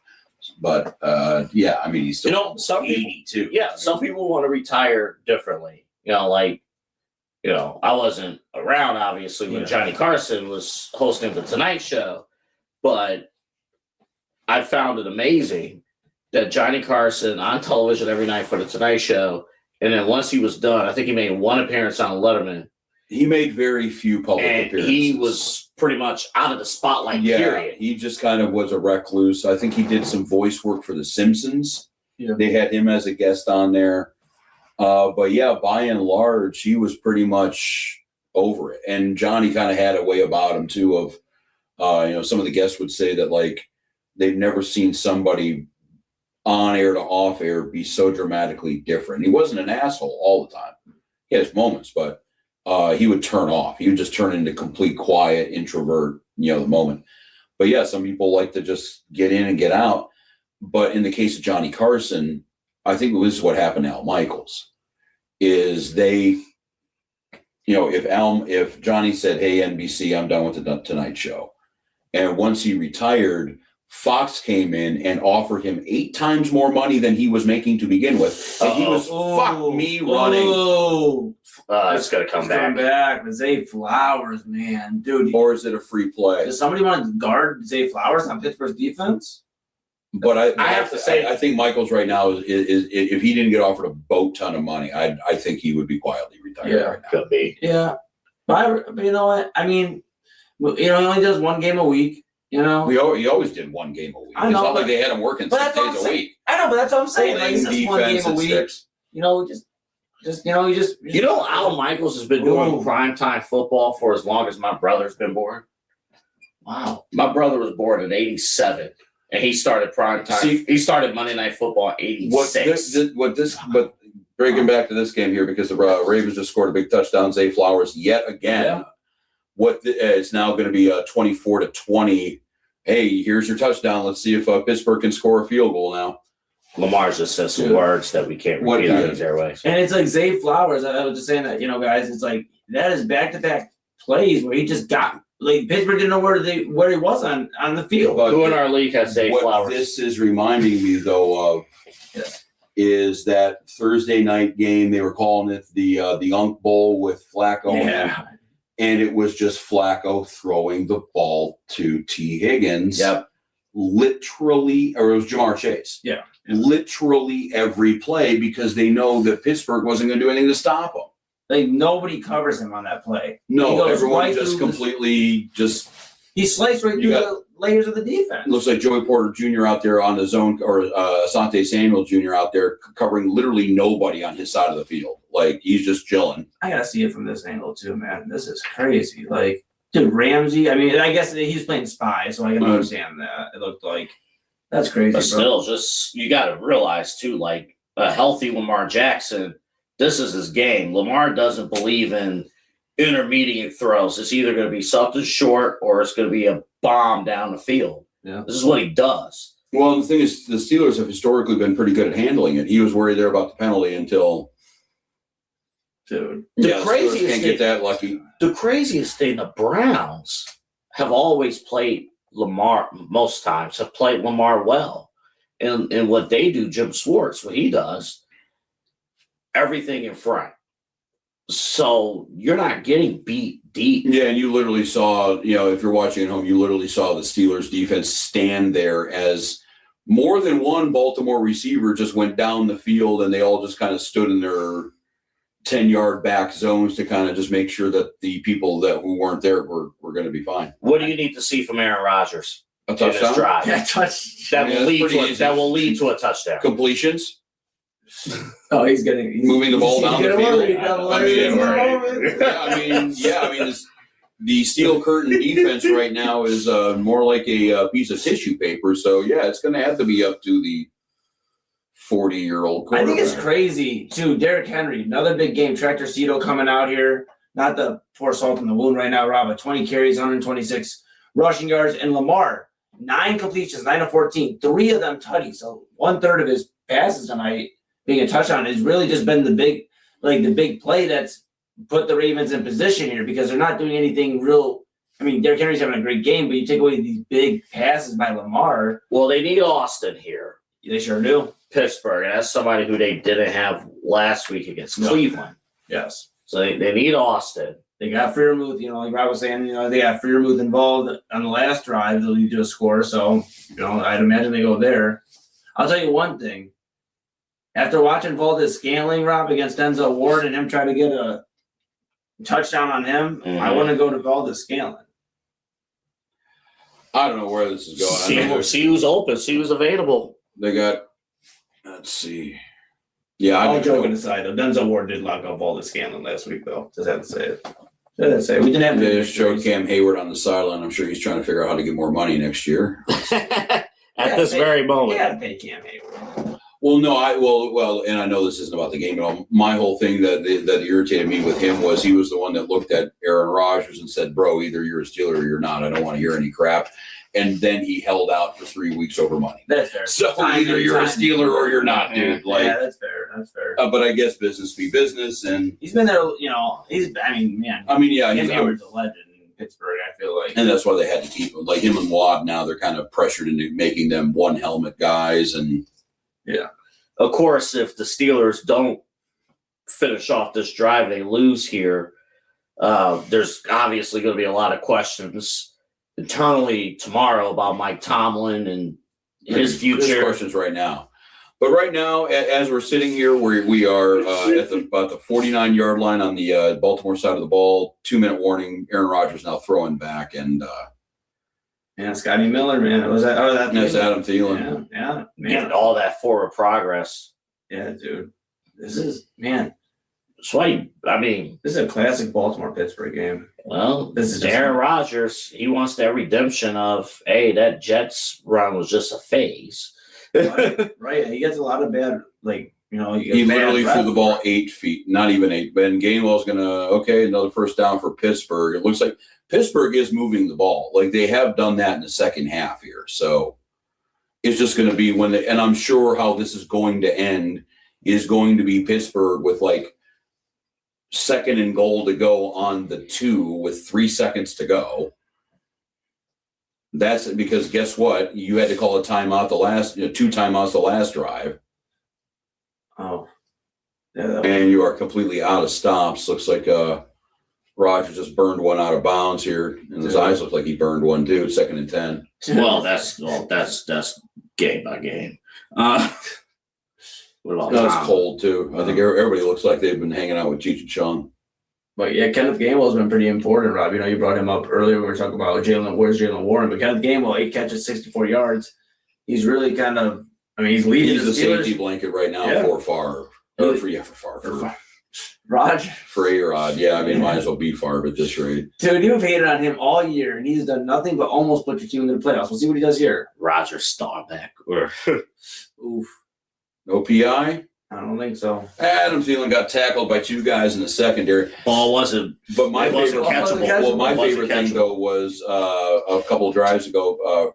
Freiermuth was running a route, got crack blocked by somebody, and he got called for the OPI. So let's see Ain't what that happened here. There's your illegal contact, and he was hanging on him. So it is what it is. Us as Browns fans, Rob, If it's within 5 yards, oh hell, the announcing team yesterday had a full blown argument with their rules analysts about it. yeah, they should. Sure Boy, did. that broadcast was a disaster. Oh wow! Broke Wide the wow. fuck open. broken coverage. Calvin Austin, There, Calvin Austin. Yep. big time, Rob. That's literally All righty. that's what you needed. Pending a Chris Bosworth extra point, the Steelers are going to be up 27-24. So defensively, who messed that up? Who blew that Sure looks coverage? like The Ravens. Let me see a replay here. Yeah, that. Still keeping it. Derrick Henry's like, oh crap, they can't throw me the ball. I'm gonna have to sit on the bench now. No running it. We'll see if we get a replay after the extra point. yeah, that was just like Oh, I'm sure we that was will here. rough. It was like wide open. Oh, that kick. Oh, No good. no good. No good. That changes So everything. Chris Boswell decides that with 55 seconds to go in the final game of the season, up by 2, he is going to miss his first extra point of the year. That's great. So we are now 26-24. We have given Lamar Jackson a chance to get for a game-winning field goal, not just a game-tying field goal. Oh, he Excellent. slipped. That did it. Yeah, that's what it was. Yeah, it was a Awuzie. Yeah, Yeah, Awuzie. he slipped. Gotta He have knew those it. sharp cleats. And you know what though? I would hate it if that was my home field, but he's on the road and he slipped. So Yeah. I blame the equipment staff for not. Yeah. Dude, that's rough. He was 40 for 40 on extra points. Well, I mean, that surely won't come back to bite the Steelers. Oh, I'm sure it won't, yeah. You know? Uh, Lamar Jackson actually just spacing it out all across the field. Now we're gonna see you're gonna do a wave of emotions right now. You've been cool like a cucumber the Well, whole. when they scored that whole touchdown, game my until confidence now. level moved up to a 7, and now when Boswell has missed that extra point, it's moved back down I to ain't a gonna 4. lie. I ain't gonna lie to you. For a chunk of our audience, which is Cleveland based, this is very enjoyable. But you guys are leading still, and all you need is Jack Sawyer to get a pick 6 for you. Yeah, it's fine. They've been having a pretty good time stopping Lamar and Zay Flowers too. So I think I can trust the defense here. I'm only enjoying this too just because this is me watching every Cavs game this season. Dude, yeah, yeah. Oh wow. Oh, Oh wow. wow. Big return. He didn't Well, mention- there's the nice kickoff return there. That was Bubba Ventrone as special teams. They were from the Pittsburgh Steelers. They got all 3 timeouts too, Rob. Yeah, they got 3 stops, and it looks like they just really need a couple of first downs, and they'll be in a game-winning field goal area. Remember to follow the Inside Edge Network at Inside Edge Net on TikTok, Twitter, Instagram, YouTube, and Facebook. Yeah. I got my plug in. Yeah. And tune in next week to the main event next Sunday. Yeah. We'll probably be in different spots. More than maybe not. Maybe not. Yeah, well, yeah, My Lamar's looking at gas probably will about say- Yeah, probably 15 yards here. But yeah, He's got about half that right there because, Jalen Ramsey, best corner in the league, is going to play a cushion. That's cool. I mean, this is about the time, too, that, and I said this when he was a Jaguar and a Ram, Jalen Ramsey, for being the best corner in the league, was getting beat at very inopportune times in the playoffs and important games. Well, So I'm he's trying to help you be optimistic, Rob. It But ain't it's happening. not looking good It ain't right now. It sure ain't, man. 2nd and 2. They need a turnover at this rate. That's what the Steelers need. And I don't know if Lamar's going to be charitable on that. And that's probably going to be They're calling it back. I think they're. no. I mean, the way this has worked, every close call for the last quarter and a half has gone Baltimore's way. I've been keeping an eye on that. Well, that is crazy. I'm looking at Offense. well, False 40 start. or 40. That way. When did that kick? Yeah. Don't remember in Pittsburgh. Now, I can't say we had any kicker problems today in Cleveland. That is the one thing I can say. Yeah, I mean, we didn't. And you also didn't have meaningful football either. Well, it's all in your description of meaningful football. We had it last week. Trying to play. Yeah, we're about to be in the same spot that Baltimore keeps moving. Actually, if you guys would have beat us last week, we wouldn't have. Yeah, this is a mess in our own making. That's the issue. I said that even before this game was in the second half. Good catch by the assistant coach. Actually, he dropped it. Never mind. I do think it's crazy though. Andre Schmidt misses the game winner against Cincinnati, or misses. That is game a winner significant story. Yeah, misses a game winner against Cincinnati in the beginning of the year. Walks it off for the season against Cincinnati. Because That's how big the small victory is. that's actually a huge victory. The fact you Sure. don't have to worry about that position, at least now. Going into week 1, at least we'll see. Exactly. Yeah, exactly. Because I remember I said, I think this was our first show back. It's like, yeah, he should be gone. Yeah. Oh yeah. You were not an Andre Schmidt fan at No. that time, but a little bit of closure there. Yeah. Big night for the young man. Kickers are important. They sure are. We're gonna find out here in a minute how important they are. AA. Ooh, Lamar dancing, man. Oh, buddy. Oh, come on, reporter. You got to make that catch. All right, Scout. Rob. I'm just watching. You are seeing- locked in, bro. This is 4th and 7. it, man. Are they out of? They're still not in They're field not goal in range. field goal range yet. No, Oh, this wow. is the game right here. Dude. Boy, look at that beautiful Pittsburgh turf, field, Oh, Christ. grass. No, it's really not. Always, I'm just happy it's still green. always a disaster by this point of the year. Dude, this. I think they resodded it after the high school championships, which I think has helped things out. Right at midfield. Oh yeah, the Ravens haven't used any of their timeouts until right now. No, they're not going to be able to use one if again, like they're going to have to snap the ball after this thing here. Yeah, Rodgers looks a little tired. I mean, it is past his bedtime. Man. And thank you for all you out there tuning on in. We're obviously, if you're just now tuning in, I don't ever do this, but I'm Eli Moon. That's Rob Rozycki watching to see if this Pittsburgh Steelers gets into the playoffs. And that's Double Anthony Alford. We're Browns fans, so we got to see a victory today, and we're ready for April. That's my other theory.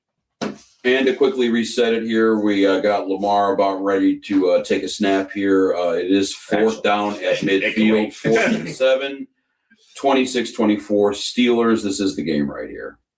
Watch the blitz if the backer showed it, but I don't know if he's going to actually go through. Oh, he will do it. Oh, here comes what? Oh, What a that catch. was a great catch. Steelers assistant coach not happy. That was Isaiah a Likely. great catch. Oh, my. 12 seconds and timeout, Baltimore. Oh, my goodness. Isaiah Likely, probably his first major catch in front of a national audience since that kickoff game with last season. Most notable catch. Yeah. Against the Chiefs. And they just keep running that. They keep running three guys. That crossing pattern. Yes. And they're waiting for the linebackers and safeties to react. And They I actually think did they're going to have to wait until 26, the week 1 of 26 to wait for them to react to something here. I mean, I will give them credit. The Pittsburgh, they at least defended. Last few times, they just got right past the defense. But I mean, regardless, Ravens are in position. Ain't no credit given to Pittsburgh. This is the season's over. Well, no. Now the only thing the thing Steelers can hope for at this point in time is that Heinz Field we just saw is a bitch to kick it. Mm-hmm. That's the only thing the Steelers can hope for, because right now I can foresee we got 2 seconds. Yeah, right now I can foresee a situation where they are just going to figure out where on the field to put this ball. Rob, why don't you toggle away from there? So Yeah, you might want to switch out of there. Yeah, you might want to toggle out of there, just so you know. Yeah, there we go.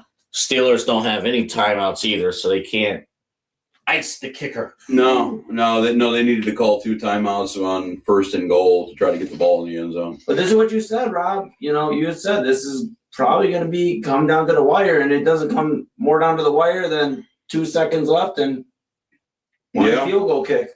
This is what, Tyler Loop, I believe, is it Tyler Loop? Is that Baltimore's kicker, right?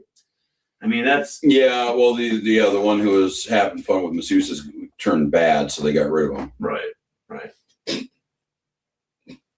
No, I mean, they didn't get rid of him because he was, hitting on Masseuse's. They got rid of him because he was missing kicks. This is the time of the game, too. You got to, flip your phone over and stuff, too, because ESPN will send notifications immediately about the final of the game. Well, my phone is currently not, it's power off. It's dead. All right, we got the field goal attempt here. The kick is up. And the kick is no good. The kick is fucking no good. The kick is no good. The kick is no fucking good. The kick is no good. The Heinz Field strikes again. Tyler Loop, you're a piece of shit, and I love you. That is amazing. The Pittsburgh Steelers, with the last 2 decisive scoring plays of this game being a missed extra point and then a missed field goal. Do you want to say sorry to the defense? No. My confidence level is still at about 8.5, by the way. I don't care if I'm seeing a final score. Y'all know damn well y'all have no business winning this game. Yeah, We had no business winning this conference, this damn division, but we did. Steelers win 26-24. The journey continues. Baltimore and Lamar Jackson go home. Oh, my God. Dude, Houston might be, so excited right now. If I'm Houston and I just watch that, and I know I have Nico Collins, not the burst your bubble, Rob, but I know I have Nico Collins. and I have Dalton Schultz, I have these weapons on offense that I can just air the ball out to Woody Marks in the backfield. If I'm CJ Stroud, watching what Baltimore just did, I don't know, Rob, you're going to have another nail biter, I think, here next week. Oh, yeah. No, it's not going to be a nail biter. We're going to get beat by 2 scores. No, it was a 44-yard field goal that was missed by Tyler Loop. Lamar did a very good job about after a pretty good return of getting the Ravens up and in position. What we thought was a pretty good position, and Heinz Field, again, is notoriously bad to kick in. And Tyler Loop, who I believe is a rookie this year. Yeah. Boy, hold up. Did you see that here, Ray? Did y'all just see that? Whoa. Well, you won't get any more bonuses from the Ravens because they're out. But this, Tyler Loop is a rookie, so this was the first ever game he had in Heinz Field. Yeah. So Calvin Austin, the third. Get that We that set up. slip. Yeah. That the field made the difference. The defender slipped, and then the thing wind, is, the weather. I'm looking at the Boswell kick. That looked more like wind than anything. I think it's just it was just a bad scenario for kickers. I said that internally the moment the kick did not go through, but you were in your feelings at that moment. Yeah, I in was a little time. pissed about that. Yeah, we got to let you chill. Definitely want to say congratulations to Rob. And then, Luke's kick looks like it just basically came off his foot wide right. That thing was just pushed to the right, it looks like. That's tough, man. The ball is tipped. But so, your playoff field is set now. One shiny moment. Yeah, we'll go with that. Your playoff field is set. Your 4:30 game on Saturday are the Rams visiting the Panthers. Your 8 p.m. game is the Packers visiting the Bears. And if you move to Sunday, that schedule has not changed either. That is also the Bills visiting the Jaguars at 1 o'clock. And at 4 o'clock will be the 49ers visiting the Philadelphia Eagles. And then your nightcap on Sunday, 8 p.m. on Peacock or NBC. Chargers visiting the New England Patriots. And now your Monday night game is final. It is scheduled. You have the Houston Texans going to Pittsburgh Steelers, and that will be happening at 8 p.m. That is on a Disney property. So, check out either your ESPN app or ABC Monday Night Football. That is your playoff schedule. The regular season now is done, gentlemen. Yeah. Well, you know what? I think they're my first thought after that game, besides, Rob, that's awesome for you. It's a stay of execution. Do your thing, and I think there's some conversations we had about John Harbaugh. I don't know, man. He didn't miss the kick. Doesn't matter. 8 and 9. Can't get it done in the playoffs. Same conversation we having about Mike Tomlin. However, Mike Tomlin hasn't had a losing record now 19 straight seasons. But the same deal, though. If the Ravens said it's time to go in a different direction, or if they mutually agree it's time to go in a different direction, you bet your sweet, you know what, all those teams, and then some that's going to let go of their coaches, they will bend over backwards, basically, to get the first interview with John Harbaugh. 100%. And come in with plans and things like that. I agree. He would be the number one head coaching option out there. Yeah, I just think question. it's definitely a conversation to be had, though, because, like I said, we can talk all the time with Mike Tomlin about can he get it done in the playoffs? Can he get over the hurdle? And really, last year was a really that moment where they could have did it, and they didn't. And now they won't even get a chance to. I'll tell you what, who the happiest guy in Pittsburgh is right now is Chris Boswell. Yeah, I was gonna say. No one's going to really. I was preparing a soliloquy on him, even though I have loved him for his entire time in Pittsburgh. But he was the one that missed the extra point that made it a 2-point game, and it's weird. I'm sure they're probably going to have a conversation in Baltimore about stuff like that. So I don't think it's crazy for either one of these two teams to truly entertain switching out a head coach right now after 15, 18 years. But. And the other thing, too, even I know we were joking about the Mike Tomlin side of things, too. They play on Monday Night Football. It's not a situation where it's a traditional Texans playoff game. You're playing Saturday at 4:30.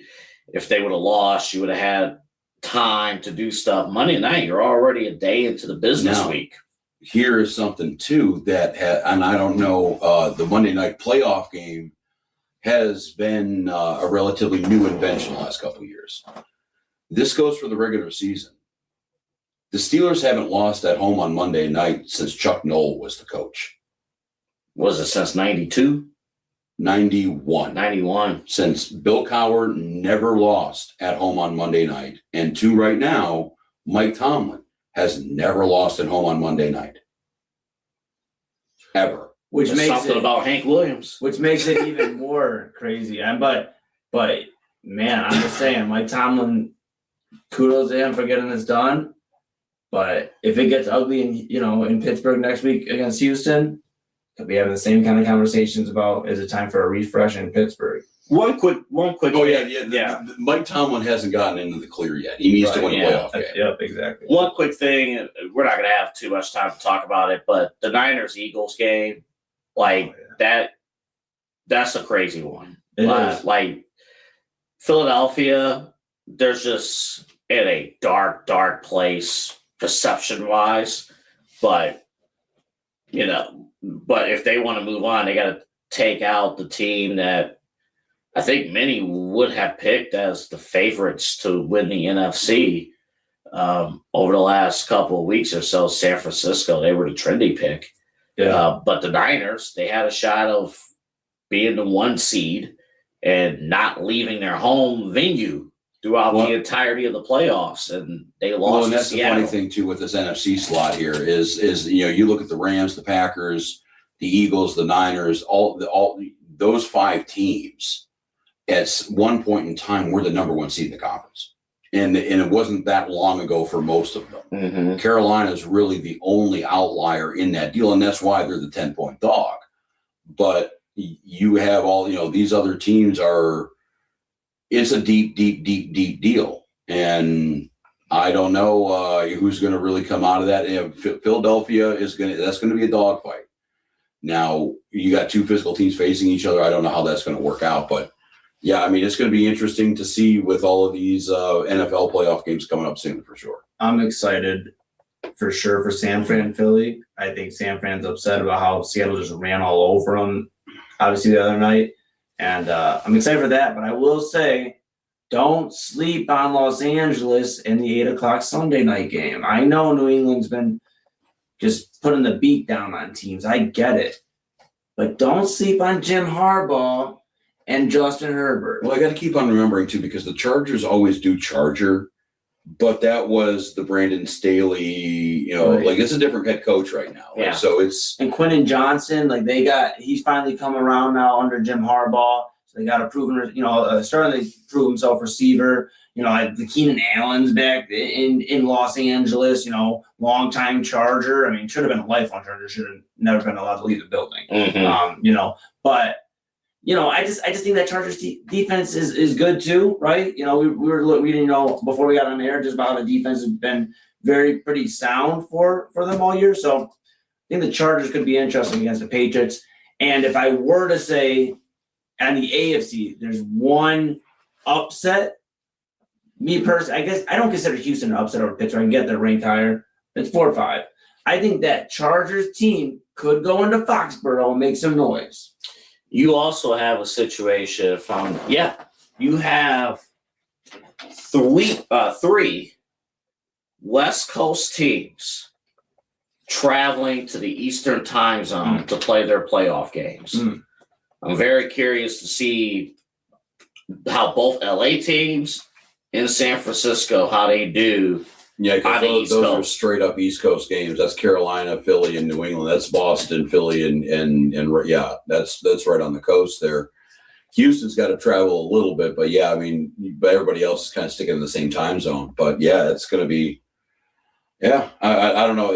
I guess our closing question here for this whole playoff matchup.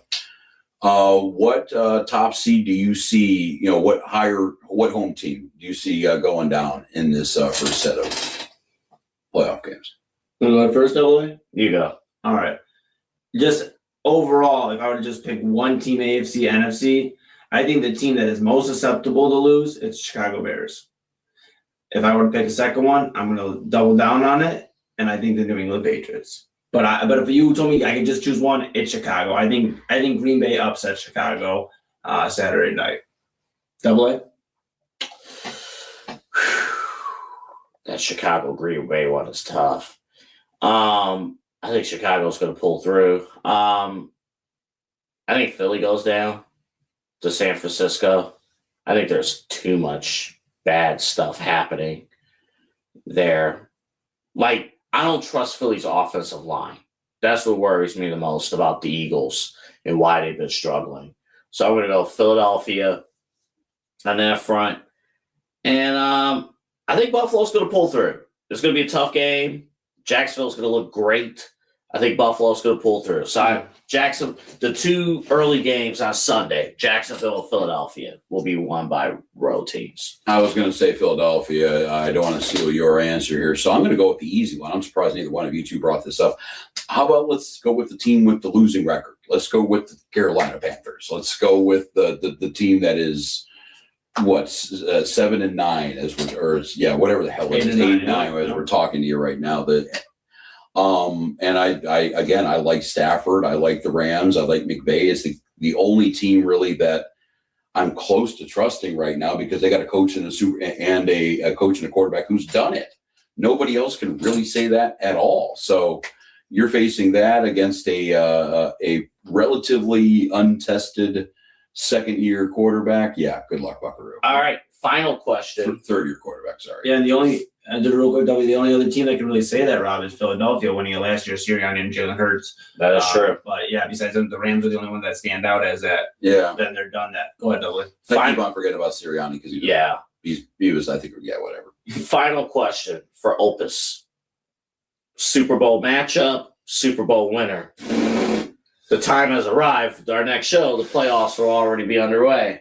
I'm gonna go Super Bowl matchup. I'll start it. Give you guys some time to think about it since it's all set right now. We see matchups in front of us. I'm gonna go in the AFC. It's gonna be the Denver Broncos that come out of the AFC. 1 seed. Not gonna play this upcoming weekend, so we won't be breaking down a Denver game, but we will be talking about them. I think all the way till February when they're in the Super Bowl, and they will be taking on a team we've talked about quite a bit here in the last few minutes, the San Francisco 49ers in the NFC. And with my winner, I'm going to say the San Francisco 49ers finally get it done with Kyle Shanahan. He can finally breathe a little bit and say, I did it. Brock Purdy is now for sure, undoubtedly, if it wasn't already, the best Mr. Irrelevant of all time. He is certainly relevant. And I think the 49ers win it. And I don't know if you asked Super Bowl MVP, but if you were to say that, I'll say it usually goes to the quarterback. So I'll say Brock Purdy gets it. All right, I guess I'll let's see here. I'm going to go on the NFC side of the deal. Again, the Panthers' opponent. I'm going to go with the Rams here. Matt Stafford. Yeah, absolutely. I think he's on the verge of getting that possibly a second ring in the Hall of Fame nod. And you know what I will say in the AFC side? Don't trust the Broncos. Don't trust the Patriots. Don't trust the Jags. Don't trust the Bills. Don't trust the Texans. Fuck it. I'm going to go with the Pittsburgh Steelers. It's a homer pick. I don't trust anybody, but if I don't trust anybody, I'm going to go with the team I like. So at that rate, we're going to go Rams and Steelers with two quarterbacks aging about 85 years between the two of them. Boy, we'll get the senior tour ready to go. Yeah. We'll get the Tiger in the golf cart driving. Are you going all the way with this pick? Are you going to Steelers win it? You know what? Yeah, if I'm going to make the pick, I might as well say stairway to 7 here and go with the Steelers. Screw it. Yeah, you might as well. You got people watching, you might as well. And now Aaron Rodgers, wins the Super Bowl MVP, and he's a Steelers great. And I know you would love to say that. No, that'd be great. Yeah. Yeah, that would be wonderful. And let's go with TJ Watt as the MVP. But does anybody have any? Oh, double A. Oh, yes. How could we forget? Yeah, double A have anything. Yeah. Bro, double A. What do you got, double A? Even looking at the matchup in front of us, there's so much turmoil. And come on. You're going to think I'm nuts for the answer I'm going to give you. What you got? What do you got? Panthers, Texans. You're right. I have love for the South. I got the Bills. Okay. I think they have tough matchups, but they're favorable matchups. I think a Buffalo New England playoff game would favor Buffalo. And some, Dusty is just there. Josh Allen, the running game's on point too with the Bills. NFC side, you're not even going to believe me. Oh, no. Seahawks. Everyone kind of keeps it. And I only say that Seattle has proven these last couple of weeks, like Sam Darnold, and I've been hard on Sam Darnold all year long. But my biggest knock was that he couldn't win big games. The last few weeks, he has. Seattle has something really, really special going. They have a well-balanced offense. Defense can stop top teams at various moments. So I got Buffalo, Seattle in the Super Bowl. I have Buffalo finally breaking the curse. The 1 year where it looks like they couldn't. I got Buffalo finally doing it. This isn't an argument for Buffalo, but yeah, you'd see a lot of great teams. Yeah, if they have a title, they'll say like, oh yeah, the team 2 years ago was the best team overall, or the team, the year after was better. Yeah, a lot of times the best team in the run doesn't win the title, and okay. Yeah. Josh Allen, Super Bowl MVP? Running back. James Cook. James Cook. Okay. James Cook will be the MVP. James Cook might look like one of the best players in these entire playoffs, but he'll win the Super Bowl MVP. Okay. So I got Buffalo versus Seattle. Okay. With Buffalo winning. Interesting. Okay. 3 different matchups. I like it. What was your guys' matchup? You have shocked. you had Pittsburgh and Pittsburgh, the Rams, and I had Denver and San Fran. 3 very different matchups. I'm confident in one half of it. You can take a guess on which one. Rams. Yeah, we'll go with that.